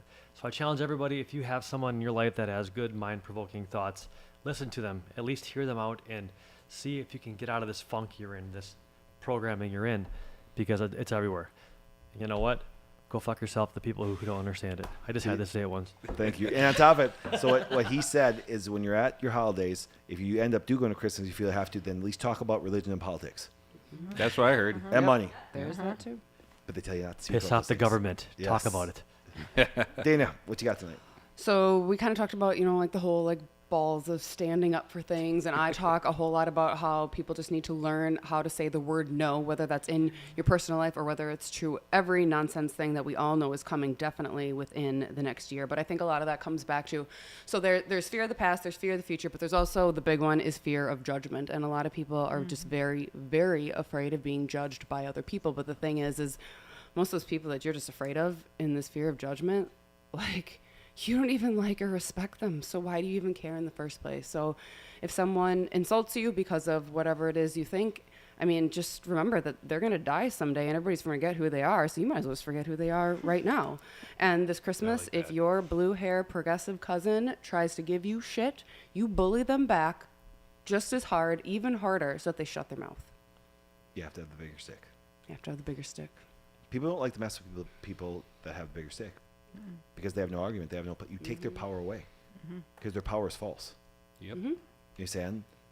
That's the thing about it. So it's exciting to watch that way. So I appreciate all you guys. I really do. I missed you. Missed all you guys. Thank you guys for Steve. Thanks for being on a third time. My Appreciate pleasure. it. Kyle, thanks for being on. Obviously, Absolutely. So I know it came up. I have to tell the story, Kyle. I have to tell the story. So you guys don't know how Kyle and I are related. And once again, the fact that this though, but all of a sudden, we got asked to speak, and it was no joke. It was like a ton of times. I think we got asked to speak from different people at different events, and we ended up on the same stage multiple times that way. And then by nature, we got to understand what each person think about it that way. And he used to say, Dr. Flynn's my brother, blah, blah, blah. He got the brains, I got the belly. Remember all the stuff that he used to say and stuff like that? And it's kind of funny. It was like, and then all of a sudden, his wonderful mother, he's like, hey, you're from Crivets. My dad was, because I was adopted, things this way. And he's like, and I said, really? I said, she goes, did you know Elmer Flynn? I'm like, Elmer Flynn, that's my grandpa. So let's just say that my grandpa, during the stint of being with my grandma, happened to be with some other girl and fathered another child, which was his mother. Yeah, I know, it's kind of funny. And so it's like, Outstanding. yeah, and I didn't really know this, but all my aunts already knew it. And Kyle and I didn't. Yeah, not a clue. It's not a joke. This is not a joke. It was like, okay, and stuff like that. So it's like, I know Sarah, like, what? And once again, it's like, Was and it- I was like, and so it's kind of funny. So it was great because I was honored to have a cousin like Kyle. You know what I'm saying? It was kind of neat. So we're actually really cousins. It was kind of neat, and I welcomed him and his mom massively into the family, and I appreciate him and care about them deeply and dearly and stuff of this, and it's kind of great. But it was funny. It was how we came together that way. Was we actually shared some of the same values, and we brought same value to the people that were listening to us and stuff of that. So it's kind of cool. You know, it's Kinda funny. neat. 2 years ago, we just found out that I have an uncle. My grandpa during World War II had a little bow chicka bow bow. And we found out that I have an uncle, and Yeah. there is no way he's not. He looks just like Grandpa. Yeah. So, but yeah, it's kind of funny. Isn't it funny? So we are relatives. It's kind of funny that way, and it's like and Sassy relatives. yeah, that's right. No, but it was just kind of, and it's like it was great. It was like, and I kind of liked it because I actually have more family. Yeah. You know, I like the old ways of I like the old Catholic ways of having 10 kids and things that big families and things that, and if we could all grow together and things that'd be kind of fun. So it was great. It was Yeah. kind of neat. So. together. Yeah. So and so when I approached my dad and aunt, and they were like, yeah, I'm like, why didn't anybody tell me? And my sisters know, I'm like, why am I last to know on this stuff this way and stuff? That's what's kind of funny. I was 24 before I even knew my mom was adopted. Yeah. But my younger sisters knew. I was like, what the hell? Yes. Come on. Isn't that crazy? And so it's like the things that we find out about. Yeah. That. So, anyways, well, once again, thanks for guys being on here tonight. Hope you guys, Joe, thank you for being on. I heard it's your second time that way. It was great. I apologize. I haven't watched even all the podcasts that way yet because and things like that. But thanks for being on again, Aaron. Obviously, you were traveling with me and the team last week, so we had a wonderful time down in Florida. They joined us in Florida. You're also in Hawaii. Had a great time there with the podcast. We did the podcast live in Hawaii, which is fantastic. We had a great time and stuff. So the last time we were doing this, we were actually in Hawaii together. Oh, And man. your mom was still in the big bottle of oceans. That's Yeah. right. Yeah. Yes. That was outstanding. That was my mother's a deer and stuff like that, so it's Love her. kind of cool. And so, anyways,